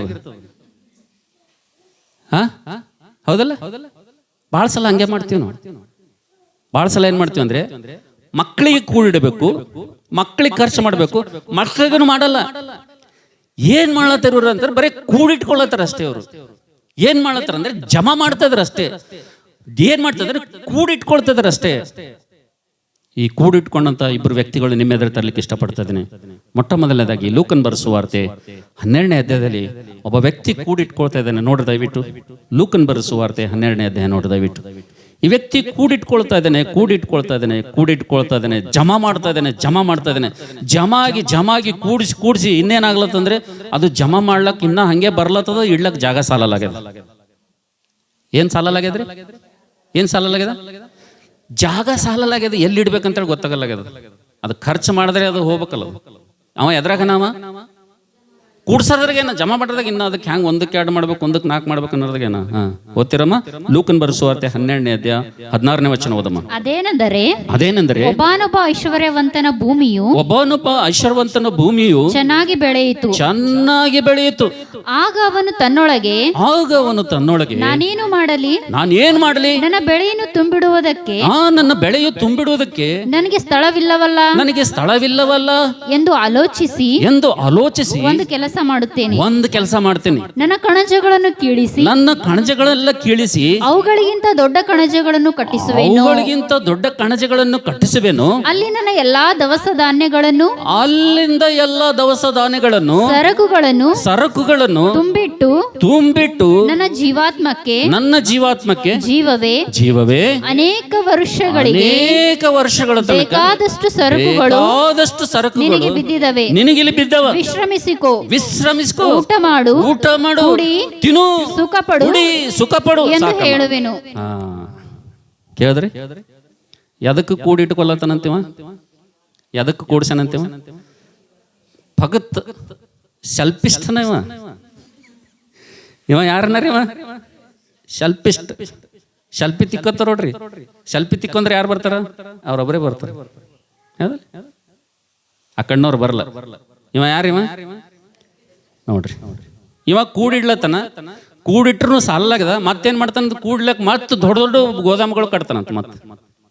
ಅದು ಎದಕ್ ಕಟ್ಲತ್ತನ? ಜಮಾ ಸ್ಯಾರಿಗರೆ ಕೂಡ್ಲಕ್ಕ ಉಪಯೋಗ ಮಾಡ್ತಾನ. ಇಲ್ಲ, ಅದು ಮತ್ ಅದ್ರಾಗ ತುಂಬಲಕ್ಕೆ ಮತ್ತೆ ದೊಡ್ಡ ಕಟ್ಟಿಸ್ತಾನಂತ. ಈ ಮನುಷ್ಯ ಏನ್ ಮಾಡ್ಲತ್ತನ? ಉಪಯೋಗ ಮಾಡ್ಲತ್ತನ್ರಿ. ಉಪಯೋಗ ಮಾಡ್ಲತ್ತನ. ಏನ್ ಮಾಡ್ಲತ್ತನ? ಕೂಡಿಡ್ಲತ್ತನ. ಎದಕ್ಕೆ ಕೂಡಿಡ್ಲತ್ತನ? ತನ್ನ ಜೀವಾತ್ಮಕ್ಕೆ ತಿನ್ನು, ಉಣು, ಕುಡಿ, ಸುಖಪಡು ಅಂತ ಯಾರಿಗೆ ಹೇಳತ್ತನ? ಅವ ಹೇಳತ್ತನ. ಬೇಕಾದಷ್ಟು ವರ್ಷ ಕುಂತಣ ಅವನಿ ನಿಮ್ಮವ್ವ ನಿಮ್ಮಪ್ಪ ನಿಮ್ಮ ಮುತ್ಯ ಗಳಿಸಿದ ಆಸ್ತಿ ಅದ. ಈಗ ನಾನು ಗಳಿಸಿನ. ಈಗ ಬೆಕ್ಕದಂಗೆ ಕುಂತ ಏನ್ ಮಾಡು, ತಿನ್ನು ಕುಡಿ ಮಜಾ ಮಾಡು ಅಂತ ಯಾರಿಗೆ ಹೇಳತ್ತನ? ಹಾ, ದೇವ್ರ ರಾತ್ರಿ ಬಂದು ಏನೋ ಒಂದು ಮಾತು ಹೇಳತ್ತಾನ ಅವನಿಗೆ. ರಾತ್ರಿ ಬಂದು ಅವ ಮಲ್ಕೊಂಡ ತಕ್ಷಣ ದೇವ್ರು ಬಂದು ಇನ್ನೊಂದು ಮಾತು ಹೇಳತ್ತಾನ. ಏನ್ ಹೇಳತ್ತಾನಮ್ಮ ಅವತ್ತು? ಆದರೆ ದೇವರು ಅವನಿಗೆ ಬುದ್ಧಿಹೀನನು ನೀನು, ಬುದ್ಧಿಹೀನನೇ ನೀನು, ಈ ಹೊತ್ತೇ ರಾತ್ರಿ ನಿನ್ನ ಪ್ರಾಣವನ್ನು ನಿನ್ನ ಕಡೆಯಿಂದ ಕೇಳುವರು, ನಿನ್ನ ಪ್ರಾಣವನ್ನು ನಿನ್ನ ಕೇಳುವರು. ಆಗ ನೀನು ಸಿದ್ಧ ಮಾಡಿಟ್ಟಿರುವುದು ನೀನು ಕೂಡಿಟ್ಟಿರುವುದೆಲ್ಲ, ಜಮಾ ಮಾಡಿರುವುದೆಲ್ಲ ಯಾರಿಗಾಗುವುದು? ಯಾರಿಗಪ್ಪ? ಜರ ಹೇಳ ನನಗೆ. ಕನಿಷ್ಠ ಅದನ್ನು ಉಪಯೋಗ ಮಾಡಿದ್ದಪ್ಪ ಅಂತಂದ್ರೆ 4 ಜನ ನೀ ಸತ್ತಾಗ ನಿನ್ನ ಹೆಸರೇ ಹೇಳ್ತಾರೆ. ಏನ್ ಮಾಡ್ತಾರೆ? ಕಷ್ಟದಾಗಿದ್ದವ್ರಿಗೆ ನೀನು ಸಹಾಯ ಮಾಡಿದಂದ್ರೆ, ಅವಸರದಲ್ಲಿದ್ದಂಥವ್ರಿಗೆ ನೀ ಸಹಾಯ ಮಾಡಿದಪ್ಪ ಅಂತಂದ್ರೆ ಏನ್ ಮಾಡ್ತಾರ ಅವರು? ನೀ ಈ ಲೋಕ ಬಿಟ್ಟು ಹೋದ್ರು ನೀ ಇಲ್ಲಿ ಜಿಂದಾನೇ ಇರ್ತಿಲ್ಲಿ. ಎಲ್ಲಿ? ಭೂಮಿ ಮೇಲೆ ಜಿಂದಾನೇ ಇರ್ತೀನಿ. ನೀ ಮಾತಾಡ್ತಿ ಅವ್ರಿಗೆ, ನಿನ್ನ ಬಾಡಿ ಅಟೆ ಅಬ್ಸೆಂಟ್ ಇರ್ತದ, ನೀ ಮಾತ್ರ ಜಿಂದಾನೇ ಇರ್ತಿಲ್ಲಿ. ಏನಂತಾರ್ರಿ? ಫಲಾಣೆ ಇಂಥ ಮನುಷ್ಯ ಇದ್ದನ್ರಿ, ಫಲಾಣೆ ಇಂಥ ಮನುಷ್ಯ ಇದ್ದನ್ರಿ. ಏನಿದ್ದನವ ಅಂದ್ರ ಸತ್ರುನು ಮನುಷ್ಯ ಈ ಲೋಕದಾಗನು ಬದುಕ್ತಾನ, ಅಲ್ಲಿನೂ ಕೂಡ ನಿತ್ಯತ್ವದಲ್ಲಿ ಇರ್ತಾನ. 2 ಕಡೆಗೆ ಸಂಪಾದನೆ ಮಾಡ್ತಾನವ, ಉಪಯೋಗ ಮಾಡಿದ್ರೆ. ಆದ್ರೆ ಇವ ಏನ್ ಮಾಡ್ಲತ್ತಾನಂದ್ರೆ, ಇವ ಹೆಸರೇನ್ರಿ? ಇವನ ಹೆಸರೇನ್ರಿ? ₹1 ಬಿಚ್ಚಂಗಿಲ್ಲ, ಯಾರಿಗೂ ಕೊಡಲ್ಲ. ತಾಯ್ತು ತಾನೇ ತನ್ನ ಲೋಕದಾಗ ತಾನೇ. ಇವ ಅದಕ್ಕೆ ಕೂಡಿಡ್ಲತ್ತಾನ. ಇನ್ನೊಬ್ಬ ಕೂಡಿಟ್ಟ ನೋಡ್ರಿ. ಫಸ್ಟ್ ಕ್ರಾನಿಕಲ್ 29 ಚಾಪ್ಟರ್, ಮೊದಲನೇ ಪೂರ್ವ ಕಾಲವೃತ್ತಾಂತಗಳ ಪುಸ್ತಕ 29ನೇ ಅಧ್ಯಾಯ. ಫಸ್ಟ್ ಕ್ರಾನಿಕಲ್ ಮೊದಲನೇ ಪೂರ್ವ ಕಾಲವೃತ್ತಾಂತಗಳ ಪುಸ್ತಕ 29ನೇ ಅಧ್ಯಾಯ. ಈ ಮನುಷ್ಯ ಕೂಡಿಡ್ಲತ್ತನ, ಏನೇನು ಕೂಡಿಟ್ಟನ, ಹೆಂಗ್ ಕೂಡಿಟ್ಟನ, ಎದರ ಸಲ ಕೂಡಿಟ್ಟ ನೋಡ್ರಿ. ಫಸ್ಟ್ ಕ್ರಾನಿಕಲ್ 29 ಚಾಪ್ಟರ್ 1 ವರ್ಷದಿಂದ ಪ್ರಾರಂಭ ಮಾಡಮ್ಮ. ತರುವಾಯ ಅರಸನಾದಂತ ದಾವೀದನು, ದೇವರು ನನ್ನ ಮಗನಾದ ಸೊಲೊಮೋನನನ್ನೇ ಆರಿಸಿಕೊಂಡಿದ್ದಾನೆ, ಆದರೆ ಅವನು ಇನ್ನೂ ಎಳೆ ಪ್ರಾಯದವನಾಗಿದ್ದಾನೆ. ಮಾಡತಕ್ಕ ಕೆಲಸ ವಿಶೇಷವಾದದ್ದು, ಕಟ್ಟತಕ್ಕ ಮಂದಿರವು ದೇವರಾದಂತ ಯೆಹೋವನಿಗಾಗಿಯೇ ಅಲ್ಲದೆ ಮನುಷ್ಯನಿಗಾಗಿ ಅಲ್ಲ. ನಾನು ನನ್ನಿಂದಾಗುವಷ್ಟು ಪ್ರಯಾಸಪಟ್ಟು ಬಂಗಾರದ ಕೆಲಸಕ್ಕಾಗಿ ಬೇಕಾಗುವಂತ ಬಂಗಾರ, ಬೆಳ್ಳಿಯ ಕೆಲಸಕ್ಕೆ ಬೇಕಾಗುವ ಬೆಳ್ಳಿಯನ್ನು, ತಾಮ್ರದ ಕೆಲಸಕ್ಕೆ ಬೇಕಾಗುವಂತ ತಾಮ್ರವನ್ನು, ಕಬ್ಬಿಣದ ಕೆಲಸಕ್ಕೆ ಬೇಕಾಗಿರುವಂತ ಕಬ್ಬಿಣವನ್ನು, ಮರದ ಕೆಲಸಕ್ಕೆ ಬೇಕಾಗುವಂತ ಮರವನ್ನು, ಗೋಮೇಧಿಕ ರತ್ನ, ಕೆತ್ತುವುದಕ್ಕೆ ಬೇಕಾದಷ್ಟು ರತ್ನ, ಕೆಂಪರಲು, ವಿಚಿತ್ರ ವರ್ಣದಂತ ಕಲ್ಲುಗಳು, ಎಲ್ಲಾ ತರದ ಮಣಿ, ಚಂದ್ರಕಾಂತ ಇವುಗಳನ್ನು ನನ್ನ ದೇವರ ಮಂದಿರಕ್ಕೋಸ್ಕರ ರಾಶಿಯಾಗಿ ಕೂಡಿಟ್ಟಿದ್ದೇನೆ. ಹಲ್ಲೆಲೂಯ.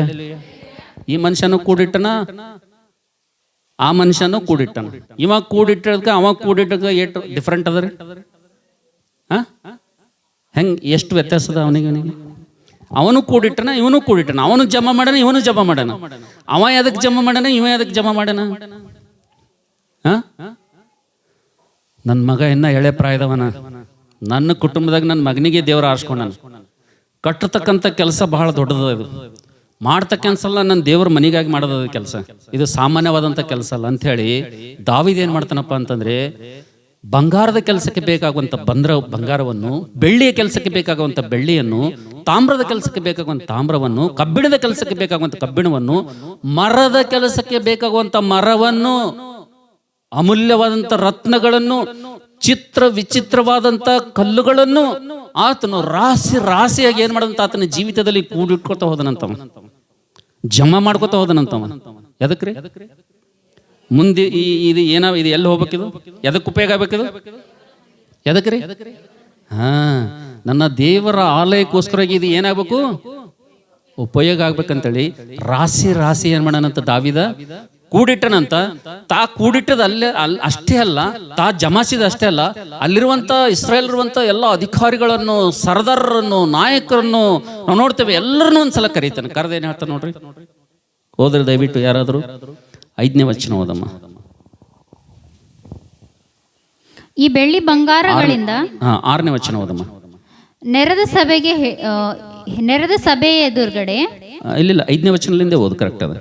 ಈ ಬೆಳ್ಳಿ ಬಂಗಾರಗಳಿಂದ ಆಲಯದ ಗೋಡೆಗಳನ್ನು ಹೊದಿಸಬೇಕು. ಆಲಯದ ಗೋಡೆಗಳನ್ನು ಹೊದಿಸಬೇಕು.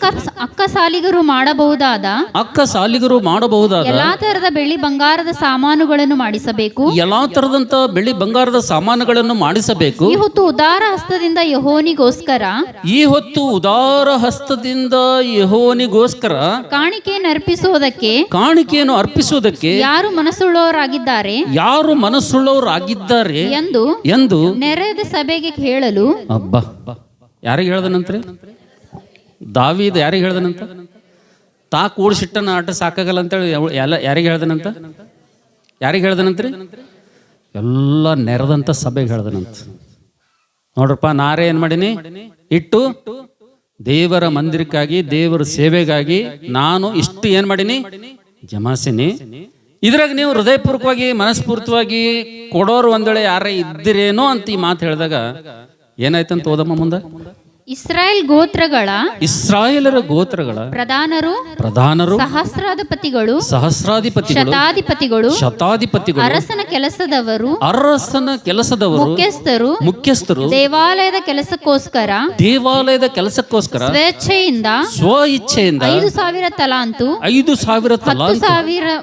10,000 ಪವನು, 10,000 ಪವನು ಬಂಗಾರವನ್ನು, 10,000 ತಲಾಂತು ಬೆಳ್ಳಿಯನ್ನು, 10,000 ತಲಾಂತ ಬೆಳ್ಳಿಯನ್ನು, 18,000 ತಲಾಂತು ತಾಮ್ರವನ್ನು, 18,000 ತಲಾಂತ ಬೆಳ್ಳಿಯನ್ನು, 18,000 ತಲಾಂತು ತಾಮ್ರವನ್ನು, 18,000 ತಲಾಂತು ತಾಮ್ರವನ್ನು, 1,00,000 ತಲಾಂತು ಕಬ್ಬಿಣವನ್ನು ಕೊಟ್ಟರು. 1,00,000 ತಲಾಂತು ಕಬ್ಬಿಣವನ್ನು ಕೊಟ್ಟರು. ರತ್ನಗಳಿದ್ದವರು ಅವುಗಳನ್ನು ಯೆಹೋವನ ಆಲಯದ ಭಂಡಾರಕ್ಕೋಸ್ಕರ ಗೋರ್ಷನ್ಯನಾದ ಏಲಿಯೇಲನು ವಶಕ್ಕೆ ಕೊಟ್ಟರು. ಹಲ್ಲೆಲೂಯಾ. ಬೆಳ್ಳಿ ಇದ್ದವ್ರು ಬೆಳ್ಳಿ ಕೊಟ್ರಂತ, ರತ್ನಗಳಿದ್ದವ್ರು ರತ್ನ ಕೊಟ್ರಂತ, ಬಂಗಾರ ಇದ್ದವ್ರು ಬಂಗಾರ ಕೊಟ್ರಂತ, ಏನಿದ್ದವ್ರು ಅದಕ್ಕೆ ಕೊಟ್ಬಿಟ್ರಂತ. ಅವ್ರು ಏನ್ ಮಾಡಿದ್ರು? ಅವರು ಕೂಡಿಟ್ಕೊಂಡ್ರ? ಏನ್ ಮಾಡಿದ್ರಂತ? ಬೆಳ್ಳಿ ಇದ್ದವರು ಬೆಳ್ಳಿ ಕೊಟ್ರಂತ, ಬಂಗಾರ ಇದ್ದವ್ರು ಏನ್ ಮಾಡಿದ್ರಂತ? ಬಂಗಾರ ಕೊಟ್ರು. ಈಗ ನಮಗೂ ಅದೇ ಕೊಡು ಅಂತಾರೆ ಏನ್ರಿ ಅಂತ ಕೇಳೋ ಪ್ರಶ್ನೆ ಬಂದ್ರಿ.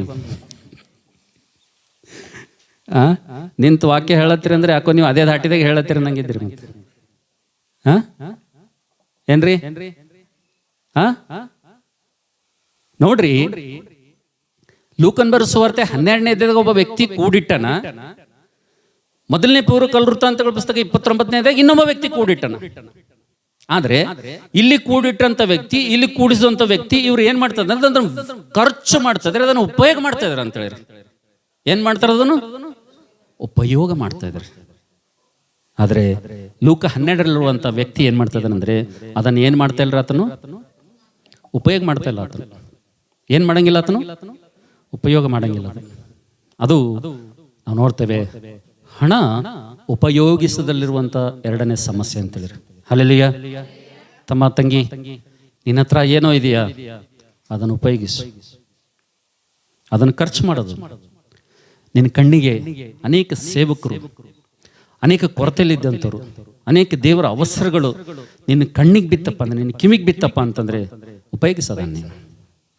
ನನ್ಗೆ ಗೊತ್ತಿತ್ತಂತೆ, ಒಬ್ಬ ಹೈದರಾಬಾದ್ನಲ್ಲಿ ಒಬ್ಬ ವ್ಯಕ್ತಿ ವ್ಯಾಪಾರ ಮಾಡ್ತಾನೆ. ವ್ಯಾಪಾರ ಮಾಡಿ ಆತನ ಏನ್ ಮಾಡ್ತಾನಂದ್ರೆ, ಆತನ ವ್ಯಾಪಾರದಲ್ಲಿ ಬಂದಿರುವಂತ ಹಣದಲ್ಲಿ ಪ್ರತಿ ತಿಂಗಳು 1,00,000 ರೂಪಾಯಿ ಏನ್ ಮಾಡ್ತಾನಪ್ಪ ಅಂತಂದ್ರೆ ಆತನು ಸೇವಕರಿಗೆ ಆತನು ಸಮರ್ಪಣೆ ಮಾಡ್ಕೊಳ್ತಾನಂತ ಹೇಳ್ರಿ. ಹಲ್ಲೆಲೂಯಾ. ಪ್ರತಿ ತಿಂಗಳು ಎಷ್ಟು ಕೊಡ್ತಾನ್ರಿ ಆತನು ಏನು ವ್ಯಾಪಾರ ಮಾಡ್ತಾ ಇದ್ದಾನೆ ಅಂತೇಳಿ ನನಗೆ ಗೊತ್ತಿಲ್ಲ, ಏನು ಉದ್ಯೋಗ ಮಾಡ್ತಾನೆ ಅಂತೇಳಿ ಗೊತ್ತಿಲ್ಲ. ಆದ್ರೆ ನಾನು ಒಂದು 2 ಸಲ ಗುಲ್ಬರ್ಗದಲ್ಲಿ ಮೀಟಿಂಗ್ ಇದ್ದಾಗ ನನ್ನನ್ನು ಕೂಡ ಪಾಸ್ಟರ್ ಫೆಲೋಶಿಪ್ ಇಂದ ನನ್ನನ್ನು ಕೂಡ ಕರೆದಿದ್ರು. ಬ್ರದರ್, ಹೀಗೆ ಒಬ್ಬರು ಸೇವಕರು ಬರ್ತಾ ಇದ್ರೆ, ಒಬ್ಬರು ಬ್ರದರ್ ಬರ್ತಾ ಇದ್ರೆ, ಅವ್ರ ಜೀವನದಾಗ ಗುರಿ ಏನಪ್ಪಾ ಅಂತಂದ್ರೆ ಕನಿಷ್ಠ ಏನಿಲ್ಲಪ್ಪ ಅಂತಂದ್ರೆ ಅವರು ಒಂದು 10 ಜನ ಸೇವಕರಿಗೆ ತಿಂಗಳಿಗೆ 1000 ರೂಪಾಯಿ ಕೊಡಬೇಕು ಅಂತೇಳಿ ಅವರು ತೀರ್ಮಾನ ಮಾಡಿದ್ದಾರೆ. ಆದ್ರೆ ಇವತ್ತು ದೇವರು ಅವ್ರಿಗೆ ಏನ್ ಮಾಡಿದಾನಂದ್ರೆ 100 ಜನ ಸೇವಕರಿಗೆ ಅವರು ಸಹಾಯ ಮಾಡ್ಬೇಕಂತೇಳಿ ದೇವರು ಅವರನ್ನು ಆಶೀರ್ವಾದ ಮಾಡಿದಾನಂತ. 10 ಜನರಿಂದ ಅವರಿಗೆ ಎಲ್ಲಿಗೆ ಬಂದಾರಂದ್ರೆ 100 ಜನಕ್ಕೆ ಪ್ರತಿ ತಿಂಗಳು ಅವರು ಸಹಾಯ ಮಾಡ್ತಾ ಇದ್ರೆ 1 ಲಕ್ಷ